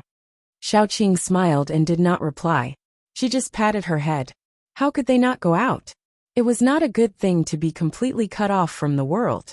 It was just a joke. Even if they could, what about the children? Speaking of this, Xiaoqing was very worried. Since the end of the world, there had not been a single newborn. To be precise, there was not a single mother who was pregnant after the end of the world. If this was the real end of the world, then it was really too late for the entire human race. That was the real end of the world. After giving Mulin some space to familiarize herself with her room, Xiaoqing went out. She stood at the door and took a deep breath. She felt that the knot in her heart had been completely untied. The revenge had been taken. She had found her family and her lover by her side. It was almost complete. If her life was a book, it would have come to an end now. Sister Qing. Gu Panpan came back with Xiaotong. Gu Panpan was very lively and happy today. Sister, you came back from the new survivor base? Xiaoqing patted Gu Panpan and asked, "Where did you go?" "I was bored at home, so I left my brother and asked him to look after the house. I took Tong Tong out to play. Sister Qing, take a look at this." She stuffed something into Xiaoqing's hands, as if she was presenting a treasure. Xiaoqing took a look and saw that it was a crystal core. It was at least level 6. She was stunned. "Where did this come from?" "I killed him." Gu Panpan's face was filled with pride. Xiaotong nodded hesitantly. "You're only at level 5 now. Where are you going to kill level 6 zombies?" Xiaoqing knocked on Gu Panpan's head and said, "Tell me the truth. Where did you get them?" "I really killed him," Gu Panpan muttered softly. "Today, we went out to play and ended up bumping into other people. We worked together to kill them, but I did the most. Tong Tong and I felt that you definitely needed a high-level crystal core right now, so we only took this one. We didn't take anything else." Xiaoqing was touched, but she still said, "I'm already at level 7 now. A level 6 crystal core is not very useful for me. You can keep it. You're close to the peak of level 5 now, right? You'll need a level 6 crystal core soon to break through to level 6. Gu Panpan was a little dumbfounded. "Sister, you're already at level 7? I just broke through not long ago. I forgot to tell you." Xiaoqing calculated. Her family had been at level 5 for a long time. They were not far from level 5. If they had a level 6 crystal core when they broke through, the possibility of breaking through would be greatly increased. It seemed that she had to find a way to get some level 6 crystal cores. At least she could let her friends have one each. That way she could be at ease. Gu Panpan was a little disappointed. Xiaoqing had always been the one protecting them. Whenever there was something good, she would let them have it. She wanted to help Xiaoqing, just this once. But no matter what, she couldn't even catch up with Xiaoqing's footsteps, let alone protect Xiaoqing. "I'm very happy." Xiaoqing smiled gently. Her efforts were not wasted. Whether it was Gu Panpan or Xiaotong, these people she cared about, they all gave her enough love and care. In this world, except for these people, no one else would take out a level 6 crystal core and give it to her. She doted on them like little sisters, and they still remembered her when they got something good. Even if this thing was very precious, and many people couldn't get it. When they brought the things over, their eyes were full of concern for her. They sincerely hoped that she would accept it, and that this crystal core would be useful to her. With these little friends, what more could she ask for? Anyway, she was already very satisfied. "Go in and rest," Xiaoqing said softly. "Get to know my friend while you're at it. I've brought a friend with me, and she'll be one of us in the future. Her name is Mulin, and she's my sister. The two of us came from the same orphanage. We're not biological sisters, but we're closer than real sisters. I hope you can get along well with her." Xiaoqing touched Gu Panpan's head, and then touched Xiaotong's head. Both of them nodded. One was more obedient than the other. Gu Panpan especially patted her chest loudly. "Sister Qing, don't worry. Your sister is my sister. I will definitely treat her well." Xiaoqing was amused. Then she said, "I will go to the garden to get some fruits and vegetables. I will cook something delicious for you tonight. You can go in first. Don't bully Mulin." "Don't worry, sister." Gu Panpan was very curious about what Xiaoqing's good sister looked like. She pulled Xiaotong and walked in, as if there were small wind and fire wheels under her feet. Xiaoqing shook her head helplessly and smiled. Then she went to the vegetable garden. She planned to go out in a few days to catch some living mutated animals and rear them in captivity. After all, it was difficult to live with only vegetables and no meat. Those domestic animals were also domesticated step by step from the beginning. There was no reason that mutated animals could not be domesticated. When the time came, she would open a livestock farm. Then everything would be complete. She really did not lack anything. Xiaoqing came back with a lot of vegetables and fruits. At the door, she found a lighter lying on the ground at the place where she chatted with Gu Panpan and Xiao Tong. It was the kind of zipi that was obviously male. Xiaoqing thought it belonged to one of the men in the family, so she picked it up and prepared to return it to them later. Chapter 570. During dinner, Xiaoqing forgot about the lighter. It was not until dinner was over, and her husband began to clear the table that she remembered. She took out the lighter and asked, "Whose lighter is this? I picked it up at the door and came over to claim it." The men looked at each other and shook their heads, indicating that the lighter was not theirs. Gu Panpan, who was lying on the sofa after dinner, suddenly jumped up. She blushed and said, "It's mine." Xiaoqing did not think much of it. She threw the lighter to her and asked, "Where did you find it? Is there a similar style? It looks pretty good. If there is, I want to get a few for Hanqing and the others." Gu Panpan's cheeks blushed slightly. She said, "Someone gave it to me. I don't know if there is a similar style." Xiaoqing was curious. "Looking at the style, it was given to you by a boy, right?" Gu Panpan stammered. Her cheeks became redder and redder. After a while, she stomped her feet and said, "Sister Qing, don't ask. It's so embarrassing. Little Panpan also knows how to be shy." Xiaoqing chuckled and said, "That's right, it's time to fall in love. If you really like her, then bring her back for me to take a look. I definitely won't be a bad person who breaks up a couple." "Sister Qing, you are so annoying." Gu Panpan covered her face and ran upstairs. Xiaoqing leaned lazily on the sofa and hugged an air dye. She sighed and said, "It's so good to be young. I feel that my mentality is so old already." She could not help but laugh. She said, "Mu Lin, when are you going to find one for me to take a look? Then I will be relieved." Mu Lin rolled his eyes. Nowadays, 9 out of 10 men are perverted, and one of them is definitely not good enough.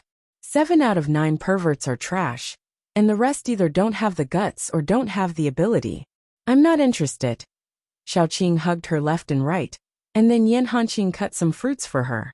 Her life was very carefree. "Look at what you're saying. You have a mouth full of sharp teeth. There are always good men, such as the ones beside me. Don't be discouraged. You will still meet those who are destined to meet." Mu Lin came over and snatched a piece of orange, then said slowly, "Among the men I've met in my life, there aren't many good ones. It's not easy to find a few good ones, but they're either like the ones beside you, taken or dead in the apocalypse. Forget it. I'm destined to have no companions. It's good enough that I have you by my side." Xiaoqing sneered. "Your mentality is not much different from that of an old lady. I'll take you out for a walk some other day.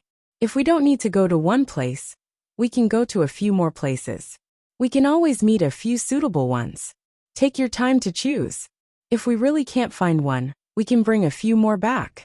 Mu Lin lay on the sofa, stretched out her head and waited for the food. She could not hide the coldness in her voice. "What's the use of men? Only that thing can still be used. The only thing better than cucumbers is that you don't have to move yourself. It's easy." Xiaoqing did not try to persuade her again. She was determined to take her out for a walk. When she met a suitable person, she would not say that. The opportunity to go out came quickly. The planting base in Jiang City was very big. The vegetables and fruits were plentiful, and there were only a few living people in Jiang City. It was impossible to finish them all. Vegetables and fruits couldn't be stored for a long time. They would definitely go bad. Xiaoqing was thinking about selling the unfinished ones. Then she contacted Qin Zishi. If she sold them to the capital, they might be worried that Xiaoqing would put some corpse poison in the vegetables.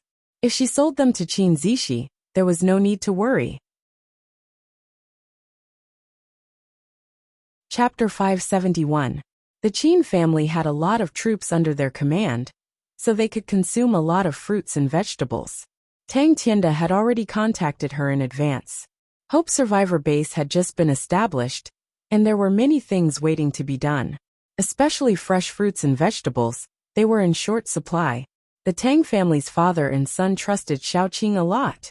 Of course, a large part of this trust was because these fruits and vegetables were all grown by Tang Tianda. Tang Yaozu didn't trust others, but he couldn't not trust his own son.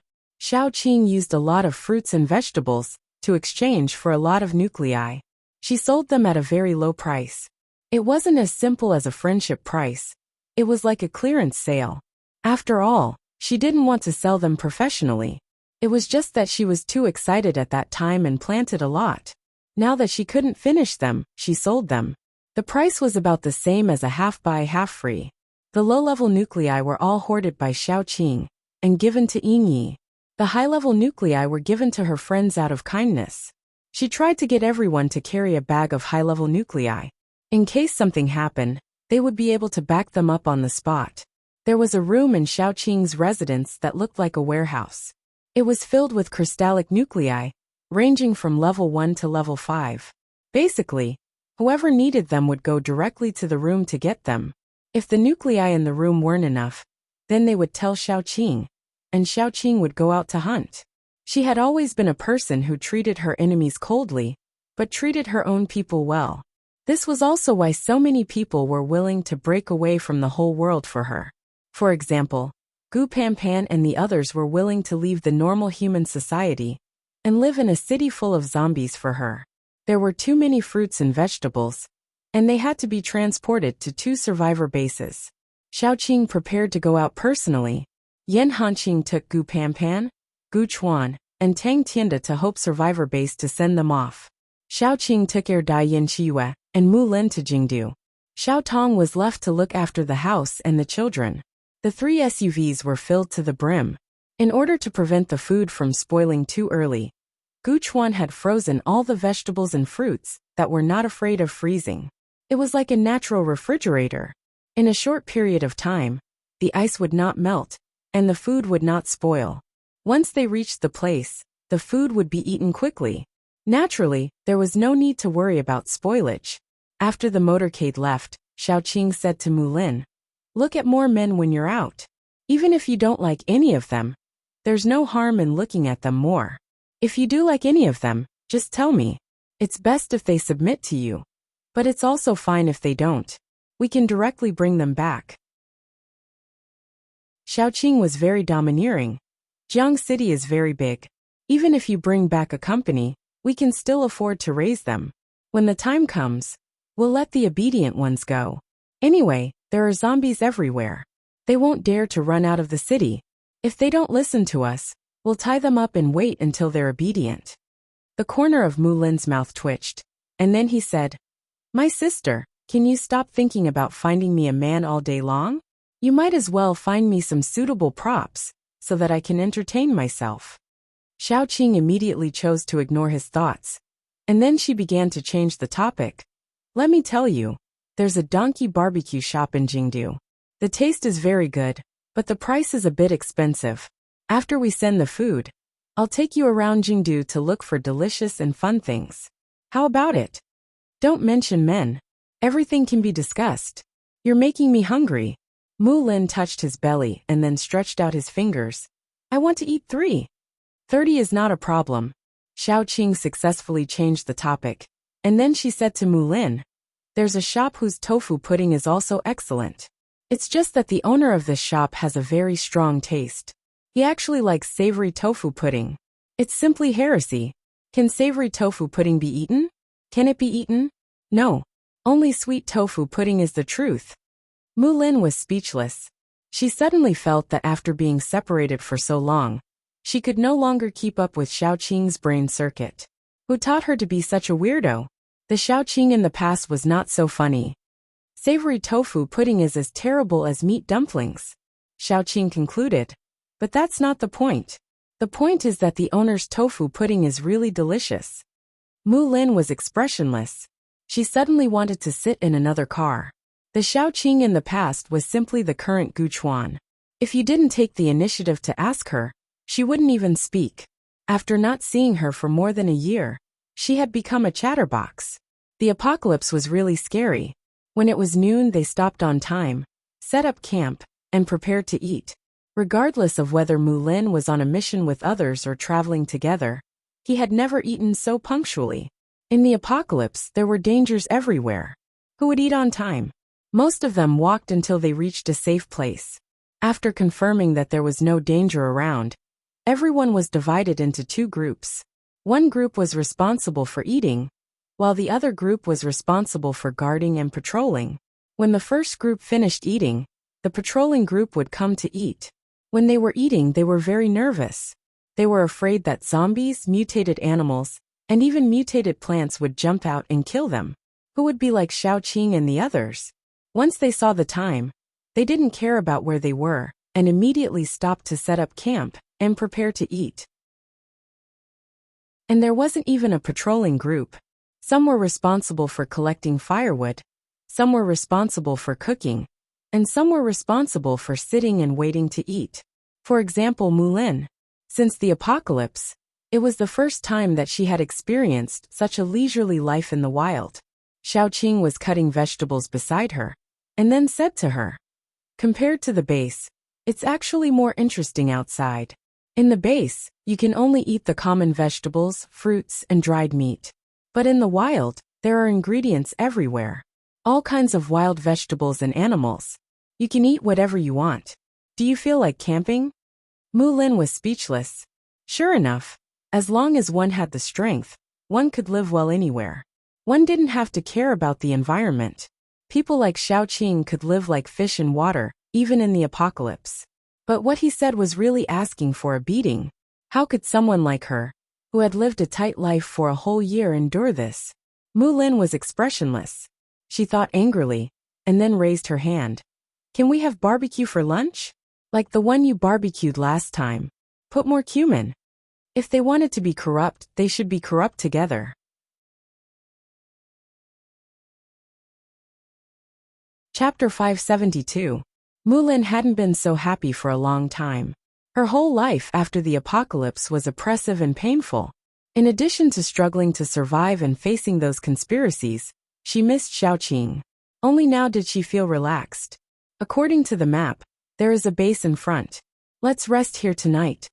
Xiaoqing looked at the map and said, although it was safe for them to rest in the wild, the comfort of living in a tent was much worse than living in a normal room. Therefore, it was okay to waste some time to travel. They arrived at the base before it was completely dark. At this time, the sky was already slightly dark. The guards guarding the gate of the base were in groups of 3 to 5, sitting in a corner and playing cards. 2 guards were left to guard the gate, but there was no one outside. It was a happy thing that they didn't have to line up. There were no ordinary people in Xiaoqing's team, so they entered the base quickly. After a simple check, they entered the base. At this time, it was already very late. Even the people who were working in the base had already returned to their own residences. Xiaoqing led a few of her friends to walk around the base. She felt that something was wrong. This base was too quiet. Usually, there would be many people outside even at night. At least, there would be people walking around. In this base, they would occasionally meet a few people who looked very numb and stiff. They were like level 1 zombies. If it weren't for their lively faces, people would really think that they were zombies. Xiaoqing and her friends went to the base hall and rented a room temporarily to rest for the night. When they left with the key, Xiaoqing felt that the base staff's cheeks were a little dark under the light. Deep doubts were engraved in her heart, but Xiaoqing didn't think much about it. They had been walking for a day, especially Mulin and Yin Qiue. They must be very tired. It was better for them to rest early. Before going to bed, Xiaoqing cooked a pot of porridge and gave everyone a bowl. Then they went back to sleep. Around midnight, Xiaoqing suddenly heard some noises outside. After all, they were in someone else's base. Xiaoqing was more alert and didn't sleep well. Therefore, she woke up immediately when she heard the strange noise. After waking up, Xiaoqing listened carefully. It was very noisy outside, and the noise was getting louder and louder. Now not only her, but everyone else woke up. What's going on? Mulin rubbed his eyes in confusion, and then said, "Why is it so noisy outside? Something might have happened. You put on your clothes first. I'll go out and take a look." Xiaoqing and Mulin were in the same room. Er Dai and Yin Chiyue were sleeping in the next room. They heard the noise and walked out. Xiao Qing poked her head out of the window and was stunned. There were zombies outside. And they were all slow-moving level 1 zombies. They were densely packed. There were no ordinary people as far as the eye could see. It was as if everyone in the base had become zombies.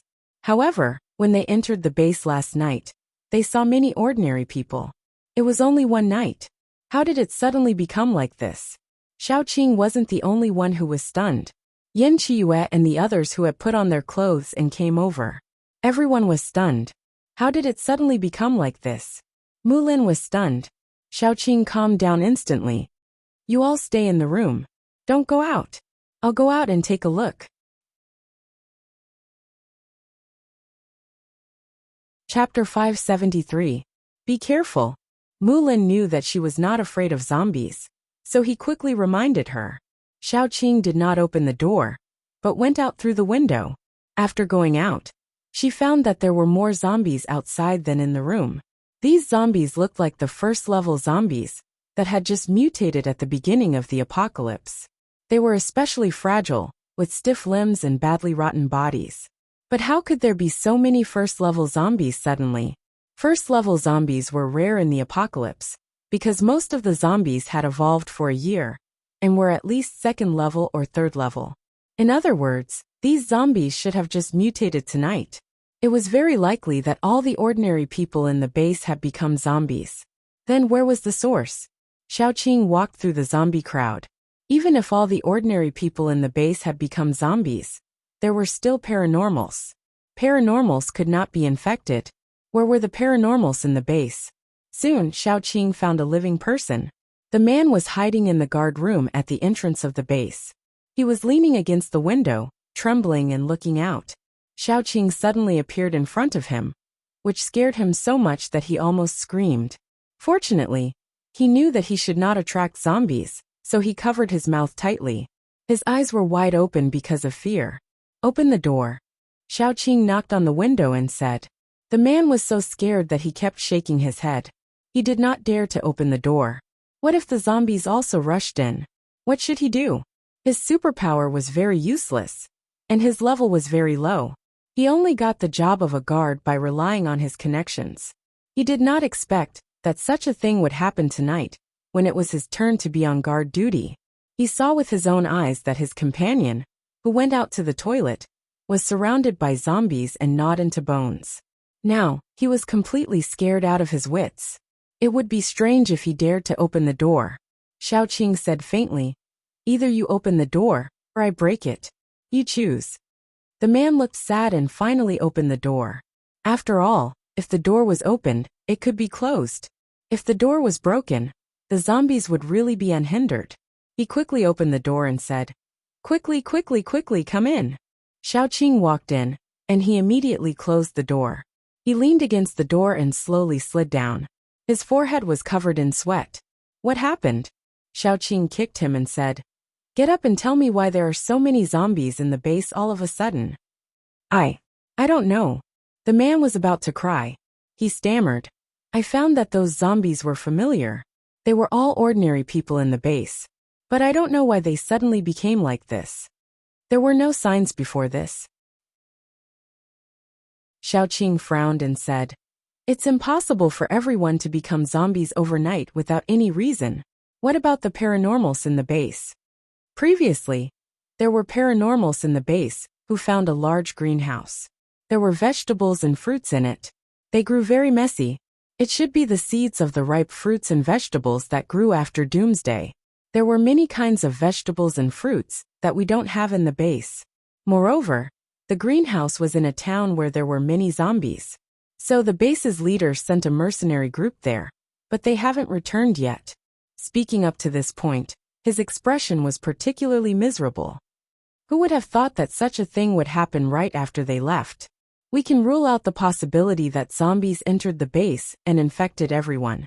After all, zombies can't silently infect everyone. Xiao Qing touched his chin and had a flash of inspiration. The zombie virus wasn't necessarily transmitted by zombies. There was another possibility, which was food and water. Although it would be much slower to infect people through food and water, it was still very easy. Then there was another problem. There were generally two kinds of water sources in the base. One was made by water paranormals, and the other was purified by the base's purifier. Those bottles and barrels of water were already very rare. Most of the drinking water in the base was made by the paranormals to water the ground. The water used in daily life was purified. Why would all the ordinary people suddenly be infected? Unless someone was crazy enough to poison them. Where's your base chief? Xiaoqing felt that this matter must be discussed with their base chief, first to find out the reason. The man's face was dull. Sister, there are zombies outside. Are you going to find our base chief? I'm going to find your base chief, Xiaoqing said coldly. And you have to show me the way. The man was terrified. Tears and snot flowed down his face. I still have a young son, a wife, and an old mother to take care of. Big sister warrior, please spare me. I really don't want to die. There are so many zombies outside. We'll die. Xiaoqing ignored him. She grabbed his collar and dragged him out. She kicked the door open. The sound of the door being kicked immediately attracted a lot of zombies to turn their heads towards this side. The man was so scared that he almost peed. He was over 1.8 meters tall, but he was crying in snot. He looked particularly terrified. Xiaoqing was expressionless. She just carried the man out silently. The man was very tall, so when Xiaoqing carried him outside, his legs were dragging on the ground. It looked a little funny. When some zombies smelled the man's flesh and blood and walked over, he immediately screamed in fear. Halfway through, his face changed. He didn't dare to scream anymore, because it would only attract more zombies. Xiaoqing raised her hand and slapped the surrounding zombies to death. She didn't even raise her eyes. At that time, the man was dumbfounded. His mouth was so wide open that an egg could be stuffed into it. Just a moment ago, he thought that the sky had already collapsed, and that he was about to die with Xiaoqing. In the end, in the next second, he realized that Xiaoqing wasn't leading him to die. She was leading him to show off and fly. Xiaoqing walked all the way. The zombies passing by were slapped into meat patties by her. In the second half, she didn't even bother to do anything. She directly released the big flower and let it eat. She also had vines that were responsible for pulling away the approaching zombies. Where is your base chief? Xiaoqing asked lazily. The man felt that he had a backer. He hurriedly said, Go straight, then turn left. Go straight ahead. The biggest house is very conspicuous. Chapter 574. The chief of the base was a fat man. When Xiaoqing arrived, he was going downstairs. Because the front door had been occupied by zombies, he went to the window and got stuck there. Half of his body was hanging in the air, which looked a little funny. Xiaoqing couldn't help but laugh. She stretched out her vines and pulled the fat man out of the window. The fat man was sweating. He couldn't help but take out a handkerchief to wipe his sweat, then said, I'm sorry, I've never seen you before. Are you from outside?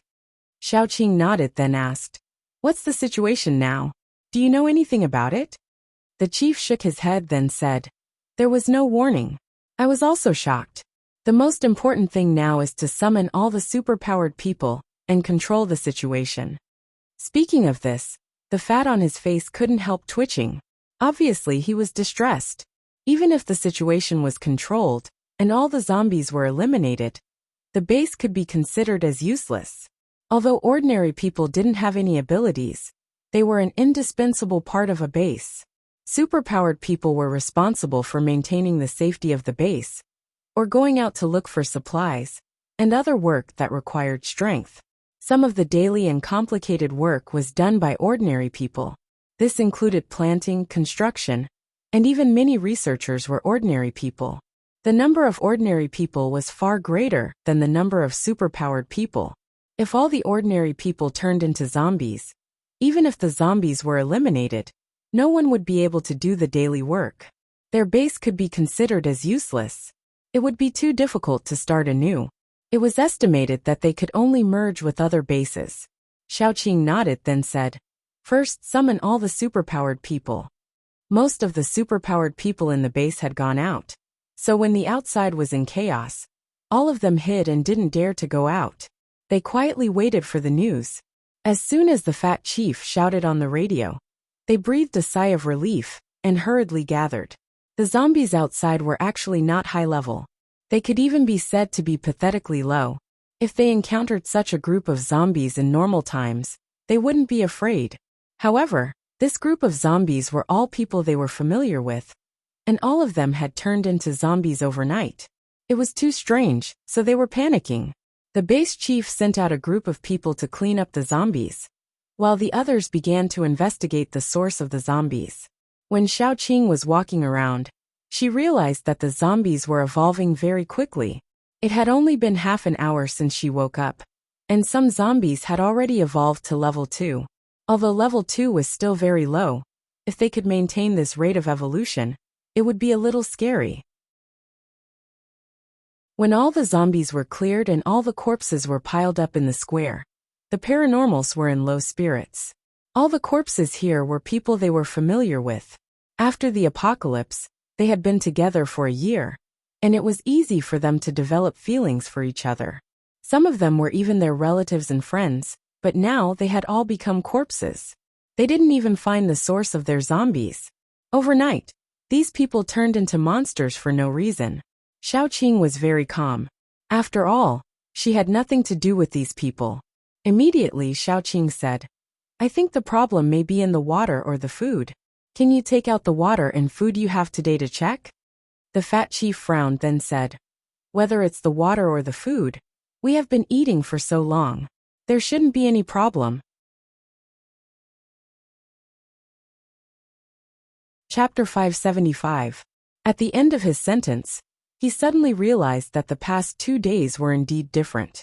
Normally, they drank water made by superpowered people, but for the past 2 days, they drank purified water. Did the problem really lie in the water? At this time, Mu Lin and Heir Dai Yanqiwa also came over. Xiaoqing took them and asked the fat base chief to take out water and food. Yanqiwa stepped forward first and began to check. The others also paid close attention to it. After all, they wanted to find out the truth. This base was relatively small, and there weren't many researchers in it. Yanqiwa was the only one they could rely on. The more Yanqiwa studied, the angrier his face became. After a while he said, "There's something wrong with the water and the vegetables." He showed everyone what he had found. It was a kind of black liquid. There was more of it in the water, and less in the vegetables. At this moment, not only did his face turn ugly, the others' faces also turned ugly. Could it be that the water source was completely contaminated by the corpse poison? If that was the case, they could only drink water made by superpowered people in the future. The water made by superpowered people was always the purest, because they could separate the cleanest water molecules. They could even extract clean water from sewage. However, after the purified water became undrinkable, the superpowered people who relied only on water would be affected greatly. Fortunately, superpowered people didn't need to worry about being infected. It didn't matter what they drank. Immediately, someone was confused. "We used to drink the same water. Why didn't anything happen? But these 3 people came to our base, and now there's something wrong with our base." As soon as he said that, many people began to doubt Xiaoqing and the others. After all, he was right. They used to drink the purified water, and nothing happened. Why did it happen today?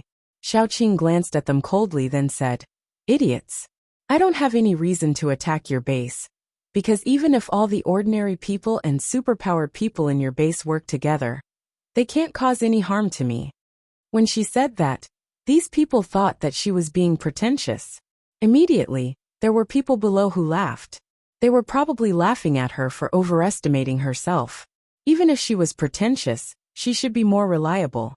Xiaoqing wouldn't lower herself to the same level as these ignorant people. She just needed to use her strength to speak for herself. Then, Xiaoqing released the pressure of a high-level superpower possessor. A level 7 superpower possessor was like a legend to this group of people. Xiaoqing released her aura fiercely. Some of the weaker ones were not prepared, and immediately knelt on the ground. Mu Lin giggled at the side. "Yo, grandson, now you know how to kneel before your grandmother." Their faces turned red from embarrassment, But none of them dared to say anything, because their hearts were filled with shock. Although they couldn't sense what level Xiaoqing was exactly, she was definitely far above them. The big fat base chief's eyes were full of stars. He stammered, Hi. Master, you must be a level 6 arcanist. Xiaoqing didn't nod or shake her head. She just said, Chiyue, tell them what you found. Yin Chiyue nodded and said, the amount of zombie poison in the vegetables is very weak. Unless you eat them for more than 10 years, you won't turn into a zombie. The zombie poison in the water is enough to turn people into zombies in a short time. This kind of zombie poison can't be completely purified using purifiers. I don't know if it's because of your base, or because it's happening everywhere. I don't know what you're going to do. Xiaoqing looked at the base chief.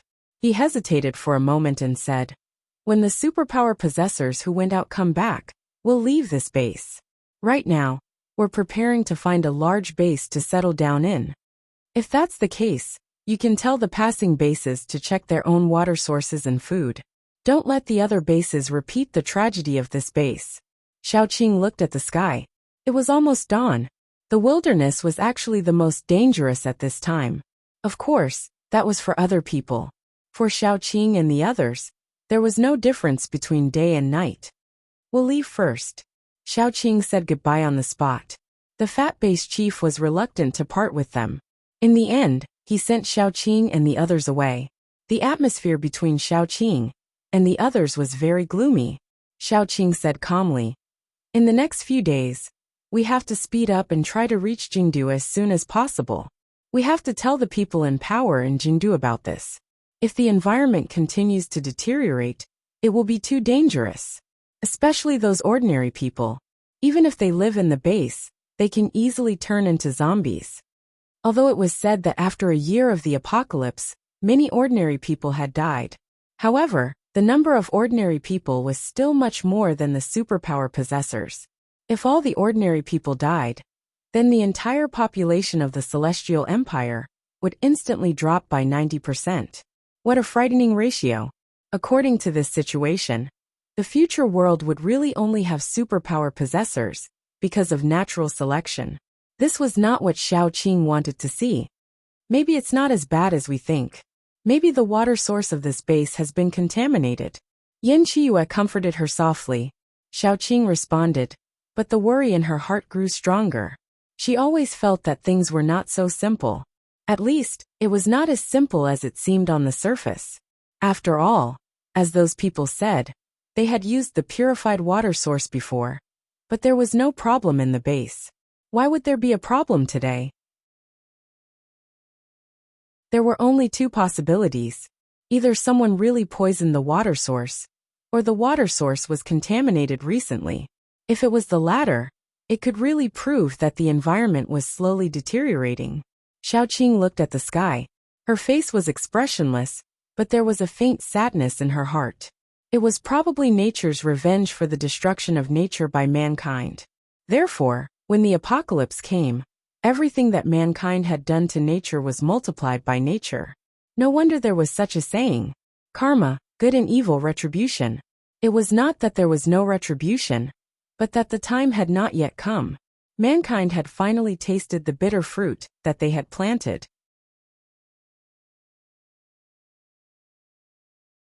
Chapter 576. They arrived at the capital city as fast as they could. After arriving, Xiaoqing didn't go in directly. She was worried about causing panic. After all, many people in the capital city knew that she was an inhuman. It would be bad if she scared them. Mu Lin went into the city first and contacted Qin Zishi. Qin Zishi came to pick them up in person. When they arrived at the gate, Xiaoqing saw Master Qin standing at the gate. He stood on his tiptoes and looked around. When he found that there were only 4 of them, he was very disappointed. The baby didn't come? It was a dangerous journey, so I left him at home. I didn't dare to bring him here. Xiaoqing's heart was warm. Old Master Qin didn't act strangely because of her and Little Bun's status. He still liked Little Bun as usual. This was the greatest kindness he had shown them. Take him with you next time. I miss him very much. Master Qin felt wronged. We haven't seen each other for a long time. The baby must miss Grandpa. Okay, I'll take him with me next time. Xiaoqing smiled and said, I have something important to tell you this time. When they talked about business, Master Qin became serious. He asked Xiaoqing and the others to come in first and ask someone to put the vegetables there. Did something happen? After they sat down, Qin Zishi poured tea for everyone. Master Qin patted the sofa and asked Qin Zishi to sit down as well. Xiaoqing told Master Qin what they had encountered on their way here and what they might have guessed. If it's only one base, then it's contaminated. If all the bases have the same problem, then it's the environment. Master Qin's face changed. Old Master Qin's face changed. Then he said, most of the bases drink water made by superpowered people. But a base is too big. So there are always some people who drink the purified water. But it's really not eye-catching for one or two people to become zombies. Especially now, it's too chaotic. Many bases have heard that high-level zombies have sneaked in. The news you brought is very important. So it can't be spread out for the time being. Otherwise it will cause panic. Xiaoqing, take your people and stay here for 2 days. I'll send people out to investigate and see if something similar has happened. Okay, old master. Xiaoqing took out a pack of shredded tobacco from her space and handed it to old Master Qin. Then she said, I planted it myself and it's already dried. The tobacco leaves are much stronger than cigarettes. Old Master Qin, have a taste. Old Master Qin immediately beamed with joy. Before the apocalypse, he had an opium pipe. The tobacco he smoked was of high quality. It was produced in the Northeast and was especially strong. After the apocalypse, not to mention the Northeast shredded tobacco, it was already good enough to have cigarettes to smoke. He patted Xiaoqing's shoulder and said, You're much more filial than my son. Qin Zishi rolled her eyes.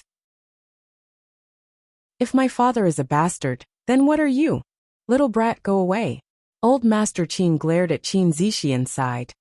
Xiaoqing, you were born at the wrong time.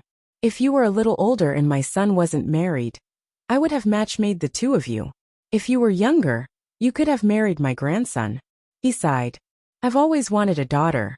Why don't you be my daughter? Xiaoqing smiled and said, No, I can't. My situation is not suitable. She was actually very grateful. She could see that Master Qin really liked them and treated them as family. The more he treated them like this, the more she couldn't drag him down.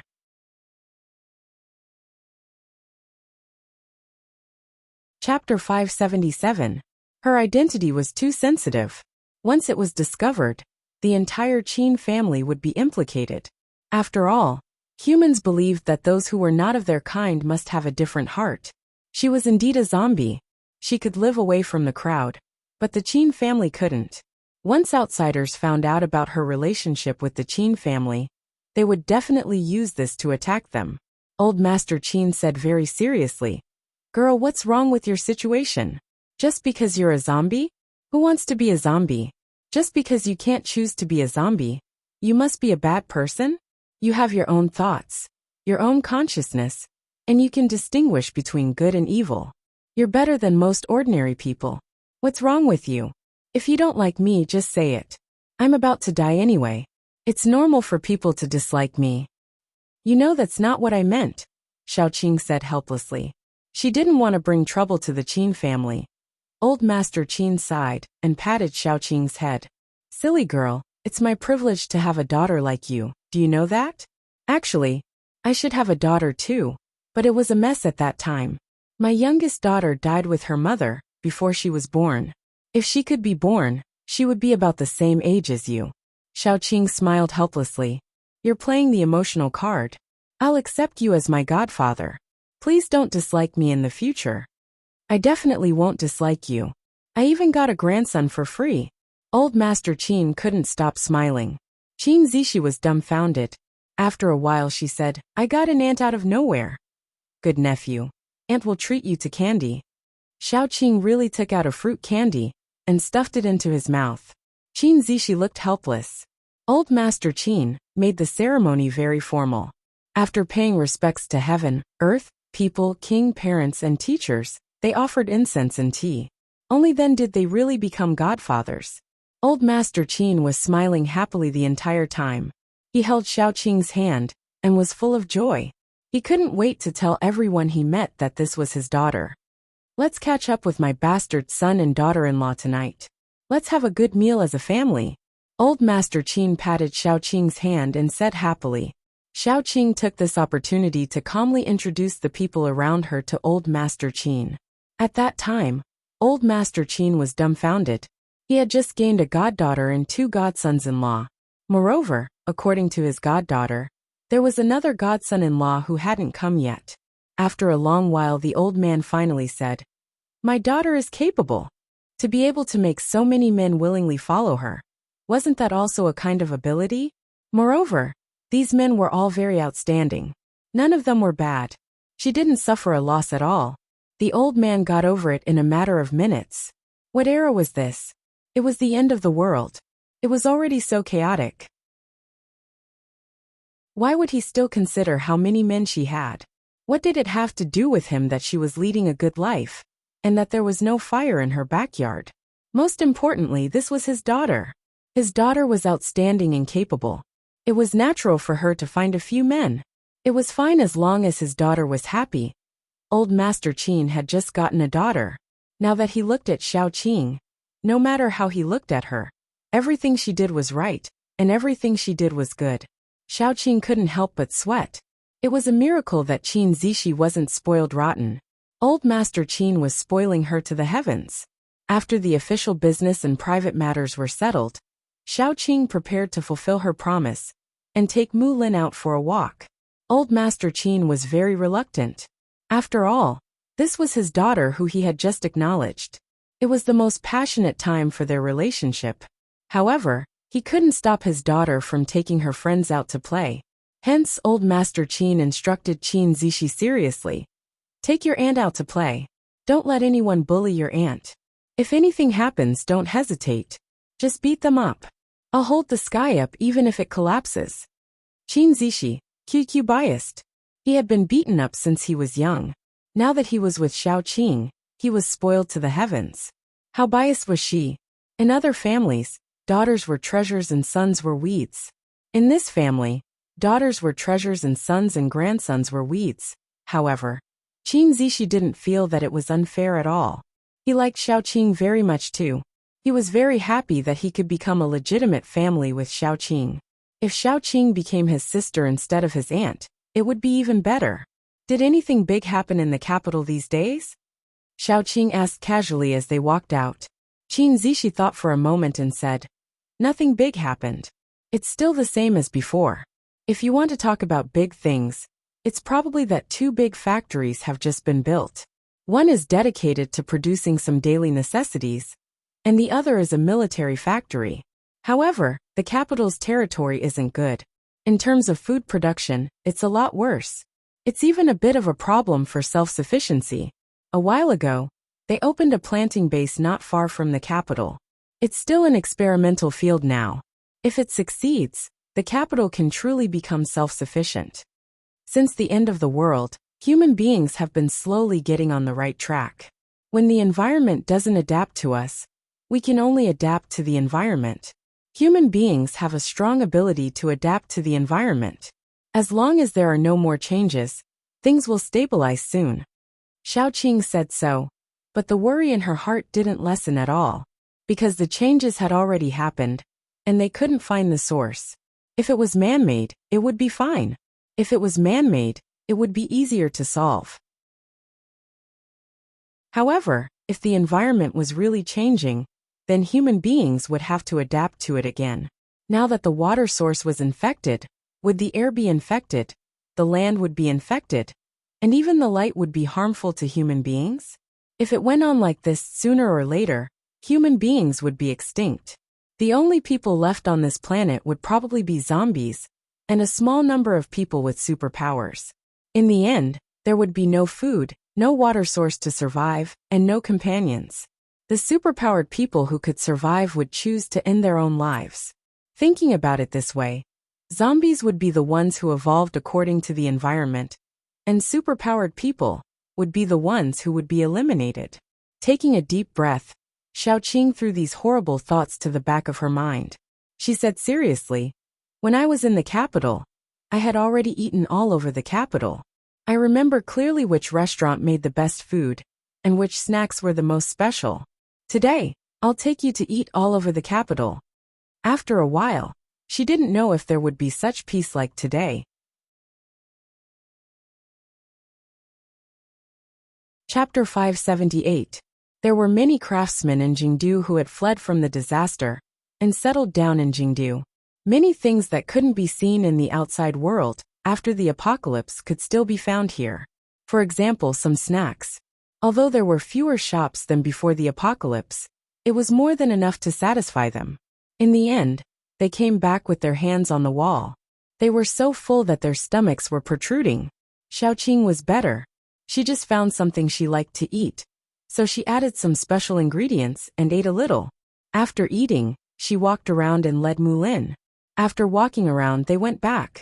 As the few of them were walking back, a man suddenly walked towards them. His facial features could be considered decent, but he had a frivolous look on his face. After he came over, he pointed at Xiaoqing and asked, "Are you from Jingdu? Why haven't I seen you before?" Qin Zishi stood out first. "Why are you everywhere? Get out of the way. We're going back." When the man saw Qin Zishi, he knew he couldn't get what he wanted. His expression was dull, but he still joked. "Qin Zishi, you're finally enlightened. You don't want to be an old virgin anymore? You have good taste. If you don't want it one day, just call me." Qin Zishi said in disgust. "Can't you be more virtuous? She's my godaunt." "Godaunt. Hello, godaunt."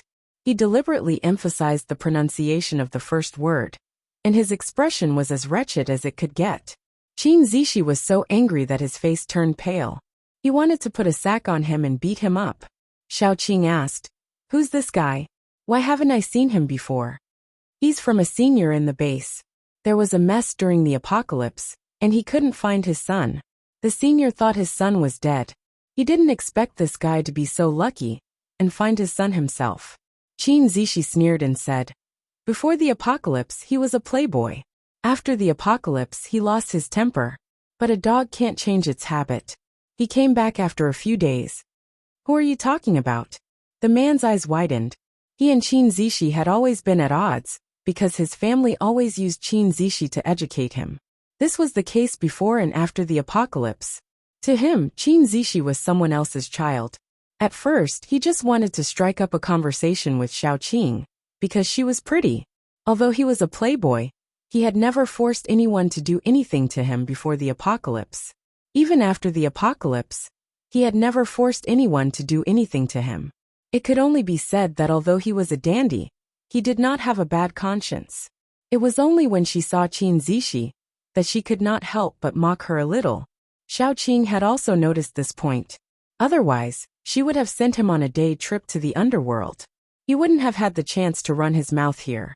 However, having a bad mouth was also a disease that needed to be treated. Xiaoqing rolled up her sleeves and suddenly made a move without saying a word. She directly kicked him to the corner and gave him a good beating. Mu Lin and the others immediately followed, especially Yin Qiyue. He was the most vengeful person. When he beat someone, he would deliberately step on some key parts. And he was very ruthless. It was not his own balls, so he stepped on them casually. Xiaoqing felt pain for him. The man was beaten until he screamed. At first he choked and said, "Qin Zishi, you've got guts. How dare you beat me? Aren't you afraid that my grandpa will find trouble with you? I'll go back and tell my grandpa." Later he began to beg for mercy. "Brother, sister, don't hit me. Ouch. You stepped on my balls. It's going to break. You can't hit me. You can't hit my face either. Give me a way out."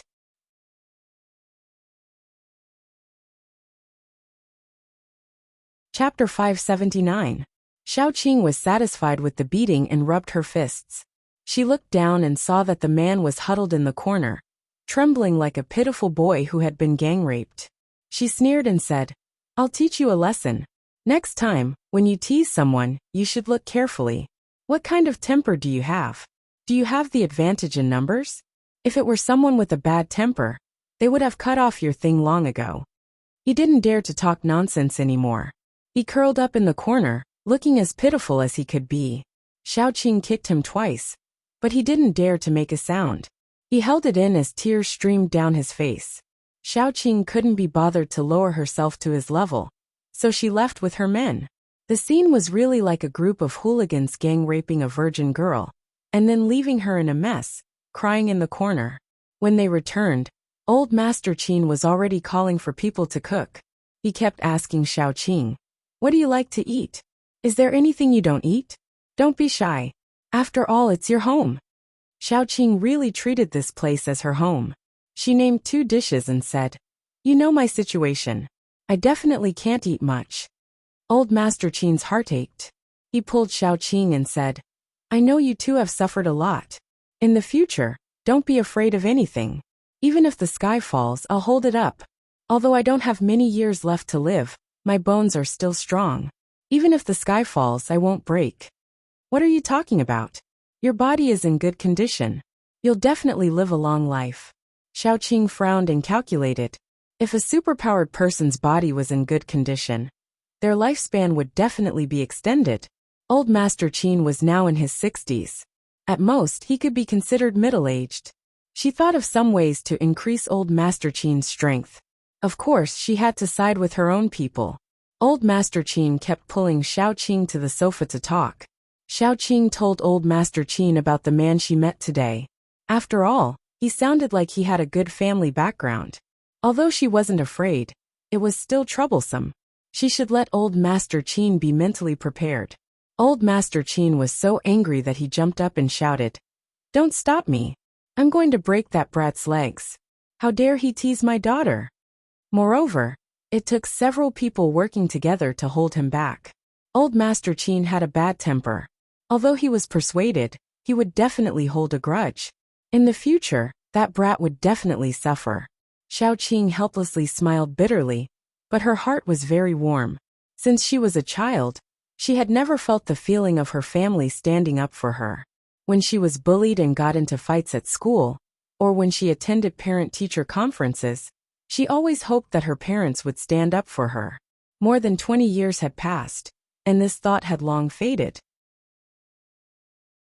She no longer had the persistence and desire of the past, but she had everything. These family members were very precious to her. Xiaoqing lowered her eyes. Now that she had power and influence, no one could hurt her family. At dinner time, Mr. and Mrs. Qin came back.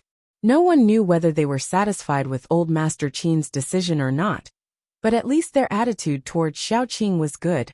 Mrs. Qin put food in Xiaoqing's bowl and said, "Eat more." "Xiaoqing, are you going to stay here this time? It's good that you don't have to run around. It's not safe outside. Anyway, it's comfortable to stay at home. After dinner, I'll prepare a room for you." Old Master Qin was very satisfied with Mrs. Qin's reaction. He nodded slightly and said, "Stay here.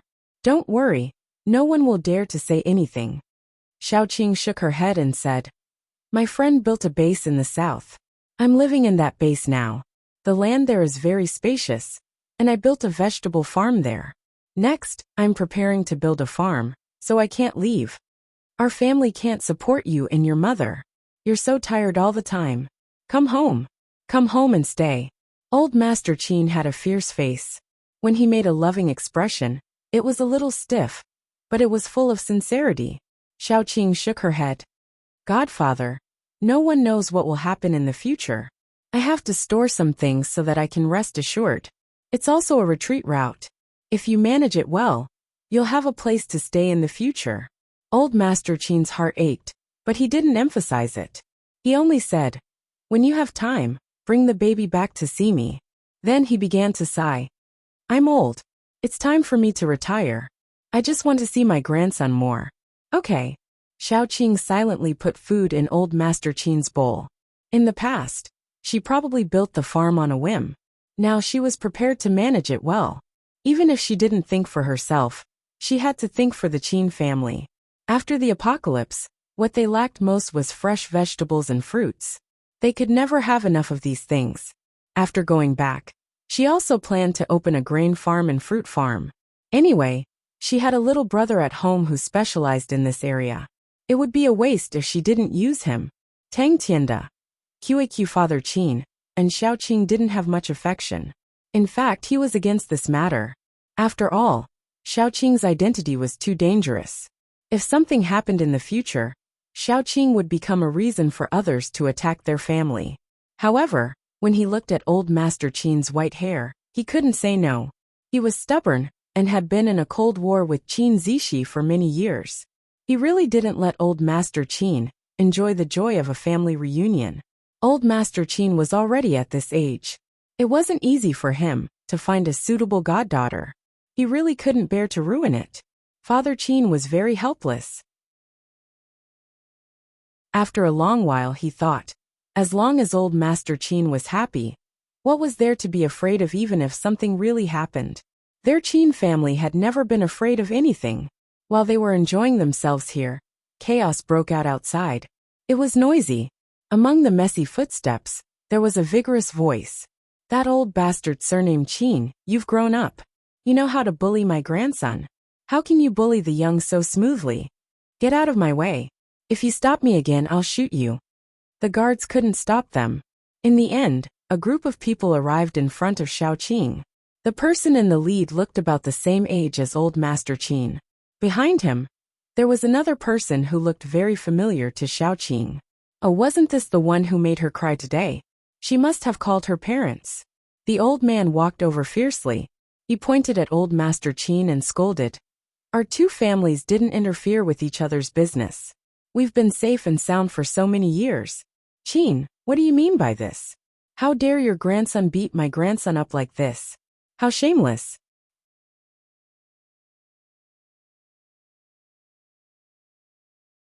Chapter 580. Old Master Qin was infuriated. How dare the guilty party complain first? He slammed the table and stood up, not to be outdone. He roared. If your grandson didn't flirt with my daughter, would my grandson hit your grandson? I'll say it now. I've gone easy on him. If you want me to hit him, I won't be able to break his legs. The old man said sarcastically. Do you think your daughter is a goddess? Anyone who sees her would want to take liberties with her. You old fart, what kind of daughter can you give birth to? Old Master Qin's eyes widened. He pulled Xiaoqing over and patted his chest proudly. My daughter is prettier than a goddess. That grandson of yours is really a grandson. The old man wanted to mock old Master Qin, but when he saw Xiaoqing, he was stunned. When old Master Qin saw this, he couldn't help but laugh. I already said that my daughter is prettier than Tian Xiener. Are you stunned? Let me tell you, this enmity is set. You came at the right time today. I was just about to find your grandson to settle the score, and you brought your grandson to my door. You saved me the trouble. Today, both of you don't have to leave. Let's settle the score properly. As he spoke, he felt that something was wrong. 2 drops of turbid tears fell from the corners of the old man's eyes. He and the old man had fought for most of their lives. Even when the old man's sons died on the battlefield one after another, he had never seen the old man cry. But now he was crying. His tears flowed down uncontrollably. His fingers trembled as he reached out, wanting to touch Xiaoqing's face. Xiaoqing subconsciously took a step back. She was alert. Only then did the old man wake up. Then, he looked at Xiaoqing with a disappointed and kind gaze. Little girl, I'm sorry. Did I scare you?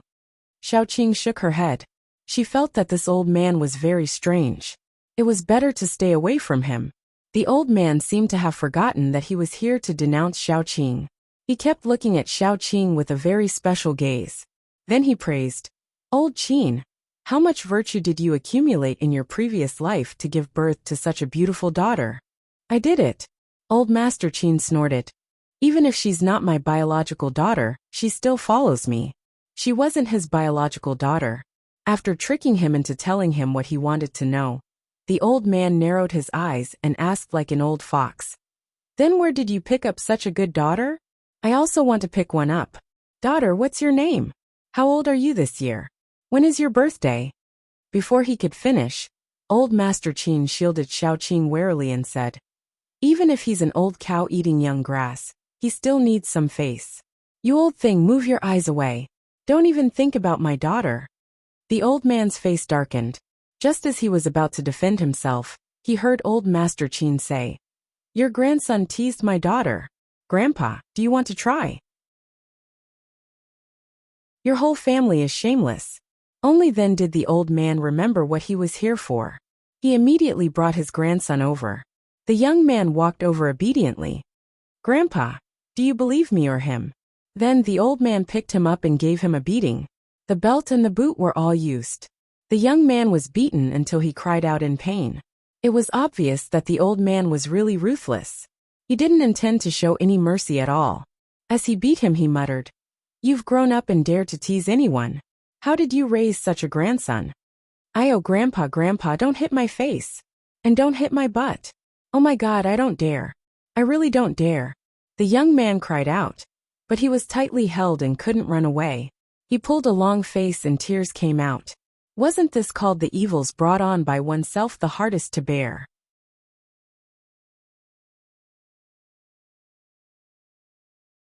Chapter 581. In fact, he really didn't think of telling his parents at that time. After all, although he was immoral, he wasn't that bad. However, as soon as he got home, he met his grandfather. At that time, he was in a mess and looked very pitiful. In the end, his grandfather caught him. The old man asked him what happened. He didn't dare to say that he was beaten for flirting with a good woman. So he stammered and put the blame on Qin Zishi. Who would have thought that his grandfather would come directly, and he would be beaten up again? How pitiful. After beating his grandson, and expressing the excitement in his heart, the old man asked the question again. Xiaoqing said calmly, "I'm from S City. I'm 27 years old this year. I don't have parents. I was picked up from the garbage bin by an old lady who was picking up scraps. So I don't know my birthday, and I've never celebrated it." For a person who had a hard time even living, birthdays were really dispensable. She would only celebrate Mulin's birthday once a year. She would treat it as celebrating her own birthday as well.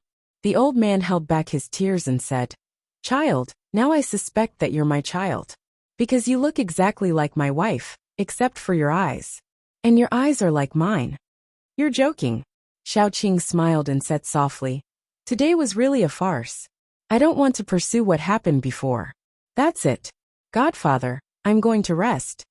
Old Master Qin glared at the old man, who was about to snatch his daughter, and snorted.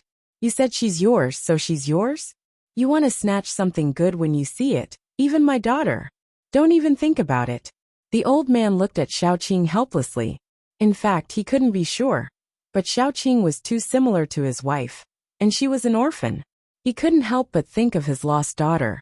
His wife had given birth to 6 children for him, 5 boys and 1 girl. 4 of them had died in the war. One of them was the father of the young man beside him. And the last one, who was also the youngest girl, had been lost. His wife cried day and night because of this. She fell ill and passed away just like that.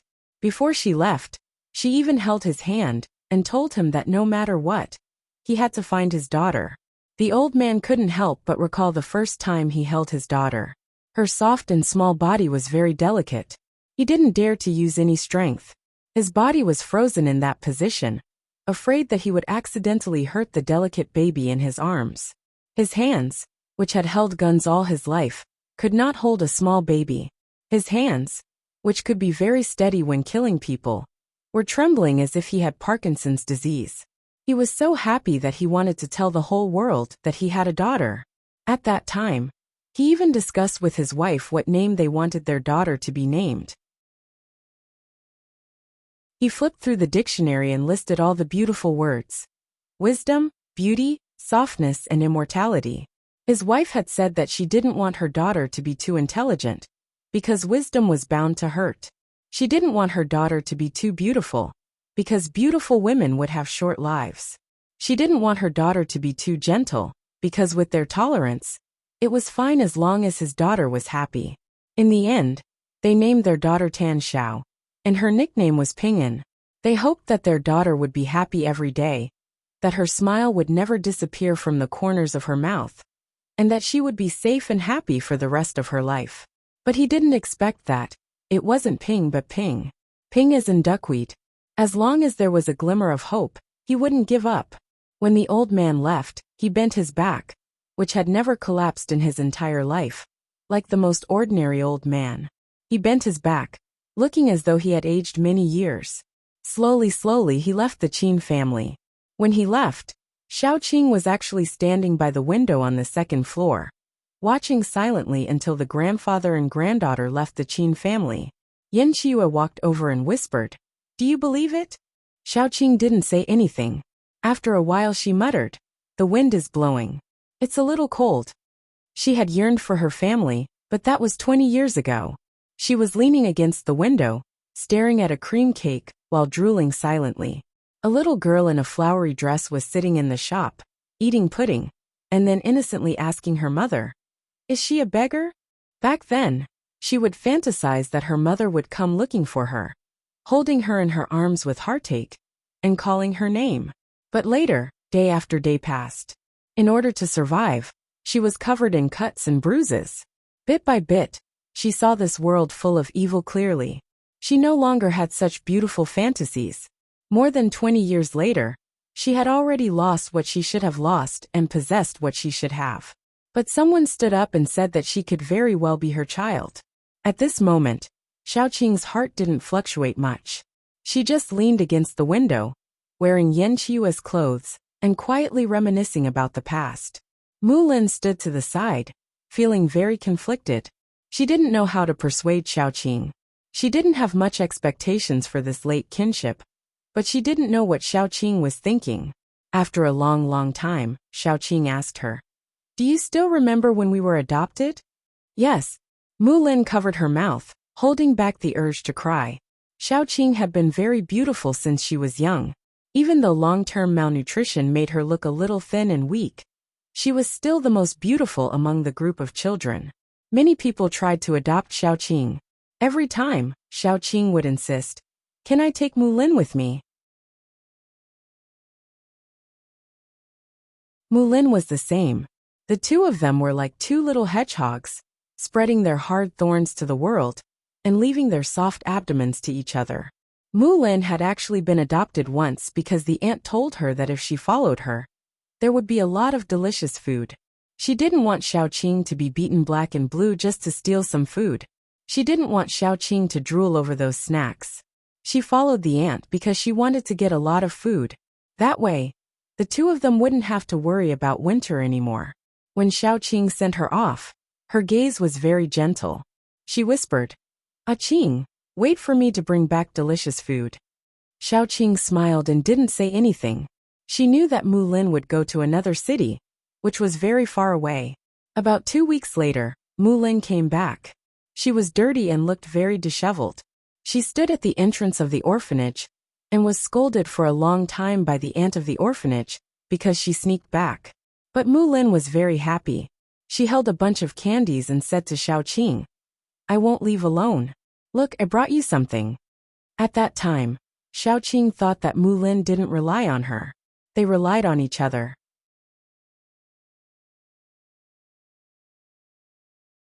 Chapter 582. The relationship between Mu Lin and Xiaoqing was probably no longer as simple friends, best friends or sisters. It could not be described with words. They were closer than family. Moreover, Xiaoqing now had old Master Qin and the rest. As family, she no longer needed any other relatives. So what if those people had the same blood as her flowing in their bodies? In the past 20 years, when she needed family the most, Mu Lin was the only one by her side. Only now did they appear, and tell her that they were her family. There was no need for that at all. The Tan family had a big business. If they really wanted to find her, how could they not find her? Xiaoqing curled her lips somewhat mockingly. Then, she led her friends back to her room to rest. Mu Lin bit the corner of her lips and said, "If it's true." Xiaoqing decisively cut her off and said, "Let's not talk about this, okay? I'm so sleepy. I want to sleep." Mu Lin shut her mouth and looked at her worriedly. She knew Xiaoqing's character very well. Even if she rejected her, she would feel upset for a long time. As they walked upstairs, Mu Lin finally couldn't hold it in. "Didn't you say that your biggest wish was to see your mother? Now that you have the chance, why don't you fight for it?" she said softly. "I know you probably have resentment in your heart. If I were you, I would have done the same. But no matter what, he's still your family. Don't you want to know the so-called truth? Xiaoqing didn't say anything, but she felt a little bitter. Since she had already chosen to abandon him back then, why did she have to put on such a farce today? Go back to sleep. Xiaoqing didn't say anything else and just returned to her room. The next day, she woke up very early. However, someone had already come to look for her. This person was none other than the old man from the Tan family. He was a little nervous and looked around anxiously until he saw Xiaoqing. He relaxed a little and then said softly, "Did I disturb your rest?" After a night of thinking, Xiaoqing was much calmer when she faced the old man again. She faintly said, "No, may I ask what is the matter? If not, I'll take my leave." The old man said with some difficulty, "I found a strand of hair that belonged to you on Xiao's body. Then I did a test. You are my daughter." Xiao was the man who had been beaten up by Xiaoqing. Probably when she was beating him up, her hair fell on his body. That long hair did not belong to him at first glance. "If there's nothing else, I'll take my leave." Xiaoqing was very calm. She had already guessed it. Even the old man could recognize her by her appearance, so he would not be mistaken. The old man's face was a little embarrassed, but he still asked, "Why did you go out? Do you need my help?" Xiaoqing had accumulated a lot of negative emotions in her heart. As long as she looked at the old man and heard him speak, she would be reminded of a long time ago. She was picked up from the trash can and sent to the orphanage. How could they not find her? As long as they had the heart, with the Tan family's power, how could they not find her? She didn't want to question them, but she also didn't want to face this problem. She had family, and didn't need other family members. Probably because her attitude was too cold, the fat old man felt her rejection. He could only smile bitterly and then said, "You hate us in your heart, right?" He could imagine that a child who grew up in an orphanage would have a hard life. It was normal for her to hate them.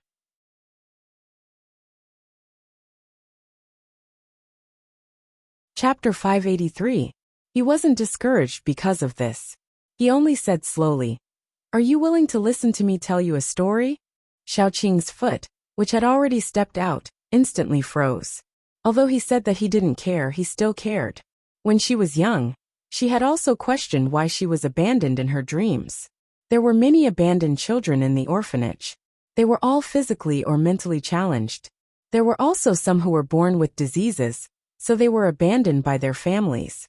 What about her? Whether it was her body or her IQ, she didn't seem to be sick. Then why was she abandoned? Why did someone only find her after so many years? And it was because of an accident. She once really wanted to know. Now, although she said that she didn't care about it, she still cared. She stopped in her tracks. The old man sighed and said, "You were secretly taken away by someone. The person who took you away was the original nanny. Back then, because of some problems, the nanny hated the Tan family very much, so she secretly took you away. We have searched many places, but we couldn't find you." The old man said helplessly, "I wanted to see you more than anyone else. I know that you might not be able to accept it immediately. I'm not in a hurry. Take your time to think about it." The old man knew very well that there wouldn't be a good outcome if he pushed too hard. Xiaoqing believed most of it, but not all of it. She was very calm, but her fingertips were trembling slightly. She finally knew why she was abandoned. No one had abandoned her. Everything was just a conspiracy. She just happened to be the victim. She didn't want to pursue the details because everything was in the past. She was living very well now. No matter what happened back then, no matter what the reason was, you didn't find me, because this only means that we weren't fated to be father and daughter. It's all in the past. Let it be. I'm now Xiaoqing, the daughter of the Qin family. Xiaoqing clenched her fists and said calmly and politely, it would be a lie to say that she didn't have any resentment in her heart. She wasn't a saint, but after knowing everything, the so-called resentment had long disappeared. What followed was tiredness. The old man was very vague, hiding many details. She did not want to pursue those details, but she did not want to return to this home. Even if this family was very powerful and wealthy, it was not her family. Her home was in Jiang City. Now there was another Qin family. However, there was one place that had nothing to do with her, and that was the Tan family. I know it's too late to say anything now. Child, I won't force you to do anything. I just beg you. Can you go back and look at your mother's memorial tablet and tell her? After all, when she passed away, her eyes were wide open, looking into the distance. Tell me, old man, you have to find your daughter. She's still so young. She must have suffered a lot outside. When she breathed her last, her eyes were still wide open, looking into the distance with tears in the corners of her eyes. Go back and take a look, and let your mother rest in peace. Xiaoqing answered with difficulty. Okay. When she was young, she had imagined countless times what her mother would be like. She would be gentle, smile at her, and tell her stories when she was sleeping. With her limited imagination, she couldn't think of anything else. She could only imagine that her mother would be warm. She could hate anyone, but she could not hate her mother. Okay. The old man said a few words. Then he asked carefully, how about we go over now? Xiaoqing nodded. Then, she brought Dai, Yan Qiyue, and Mu Lin with her. It was obvious that the old man was very happy. He talked along the way, talking about Xiaoqing's mother when she was young. The Tan family was not far from the Qin family. When the old man brought them back, the man was already waiting at the door. It was Tan Xiao. From his name, it could be seen that the entire Tan family had not forgotten Xiaoqing, Tan Xiao and Tan Xiao. Tan Xiao's expression was very complicated. He would never have thought that after he flirted with a girl, that girl would become his aunt the next day. Biological. His dog eyes must have been blind. It was still very early, and there were very few people at home. The old man brought Xiaoqing all the way to the place where his ex-wife's memorial tablet was placed. The room was empty, but it could be seen that it was often cleaned. The memorial tablet was placed in the middle of the room. In front of it were some simple offerings. There was not even a black and white photo. Xiaoqing had no way of knowing if she really looked like her mother. She only stood in front of the memorial tablet and stared at the row of words. Tan Zheng's wife, Madame Zheng. This was her mother's memorial tablet. The woman who gave birth to her. Xiaoqing felt her eyes sting for some reason. But she could not cry because she did not have tears. She only looked at it quietly. After a long time she asked the old man, do they really look alike? The old man said firmly, yes, very alike. They are exactly the same. She knelt down and lit a stick of incense. The two men, including Mu Lin, also kowtowed a few times. Xiaoqing did not say anything. She knelt for a long time. When she finally stood up, she was fine. However, Yan Qiyue's legs were a little weak. The old man stood behind and watched her back. His eyes were filled with tears. He had not cried many times in his life. The last time he cried was for his wife. Alan, did you see? Our daughter is back. She is as beautiful as you. She came back to see you. The old man kept nagging. The tears in his eyes did not stop. It did not matter that his daughter did not want to admit it. At least she was back. At least he knew that his daughter was safe and sound. Old woman, you should be able to rest in peace in the underworld.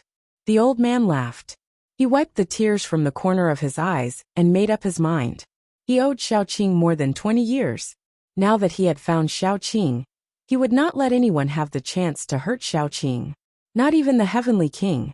He only hoped that before he died, Xiaoqing would acknowledge him. Then, even if he died, he would be able to rest in peace. When he was in the underworld, he could look for his wife and tell her that his daughter was calling for him. After slowly calming down, the old man realized that something was wrong.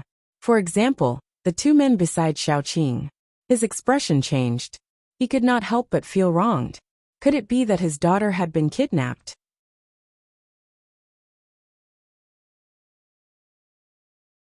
Chapter 584. After kowtowing and offering incense, Xiaoqing prepared to leave.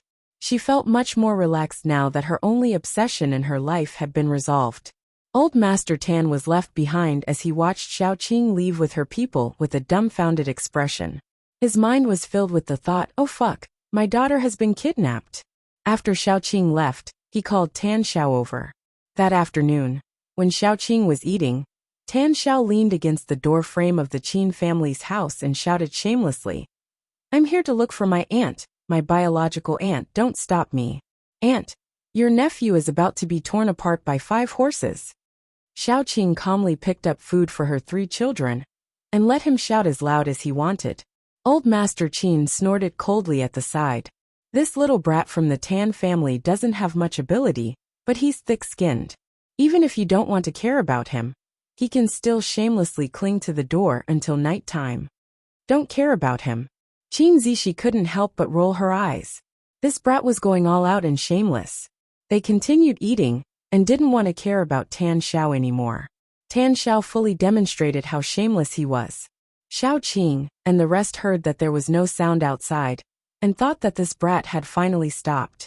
Unexpectedly, after 2 minutes, Tan Xiao's voice suddenly came from outside. It was like a ghost wailing and wolves howling. His voice was especially loud. Those who didn't know would think that someone was doing something to him. Xiaoqing couldn't eat anymore. She bit her chopsticks and had a headache. They had no choice but to go out and see what was going on. When they went out to take a look, Tan Xiao was sitting on the ground and rolling around. He didn't look like a playboy at all. Instead, he looked like a scoundrel. Tan Xiao sat on the ground and rolled around while crying. Aunt, you can't abandon me. I'll die. Aunt, pity me. Aunt, my biological aunt. Xiaoqing was speechless. As soon as Tan Xiao saw Xiaoqing come out, she quickly rushed over and hugged Xiaoqing's thigh. Then she continued to cry. Auntie, auntie, I know you're not willing to give me up. You're a good person. The passers-by who were watching the show could not help but cast their gazes over. Xiaoqing covered her forehead with a helpless expression. Then, she mercilessly stretched out her leg and kicked Tan Xiao out. Scram. Stay away from me. Don't make me repeat myself. Feeling wronged, Tan Xiao hugged himself into a ball and rolled himself to the corner. He looked at Xiaoqing helplessly. He looked so pitiful that the people around were talking about it. Xiaoqing closed the door with a bang. Before the door was closed, Tan Xiao rushed over and stood in the gap of the door fearlessly. As long as he pinched, he could break Xiaoqing's neck. Xiaoqing was expressionless. What do you want? Grandpa asked me to follow you. Speaking of which, Tan Xiao felt even more wronged. His grandpa was so fierce that he shouted that he would break his legs if he could not complete the task. He also said that no matter what, he should stay by Xiaoqing's side and find a way to arouse Xiaoqing's desire for family affection. But in the current situation, it seemed that he could only arouse Xiaoqing's desire to break his legs. No, you can go. Xiaoqing stretched out her leg to push Tan Xiao's forehead and pushed him out. Tan Xiao tried to hold on to the door and refused to retreat. No, auntie. If I go back like this, Grandpa will definitely break my legs. What does that have to do with me? Xiaoqing was expressionless and continued to kick him out. After the molestation incident, if it were not because she did not want to cause trouble for the Qin family, she would have broken Tan Xiao's legs. He even pretended to be pitiful in front of her. He deserved to have his legs broken. Tan Xiao put himself in the gap of the door with difficulty. No matter how Xiaoqing kicked and pushed him, he did not move. He even negotiated with Xiaoqing. Auntie, let me stay. I can do laundry and mop the floor. If you ask me to go east, I will not go west. If you ask me to beat a dog, I will not beat a chicken. You're tuning in to the Li Mei's Wuxia Whispers YouTube channel. We're so grateful for your support, and don't forget to subscribe to join us on this incredible journey through captivating stories. Your generosity through donations truly makes a world of difference, as it's the primary source of revenue that allows me to expand and enhance this channel for you. Thank you from the bottom of my heart for being a part of this adventure.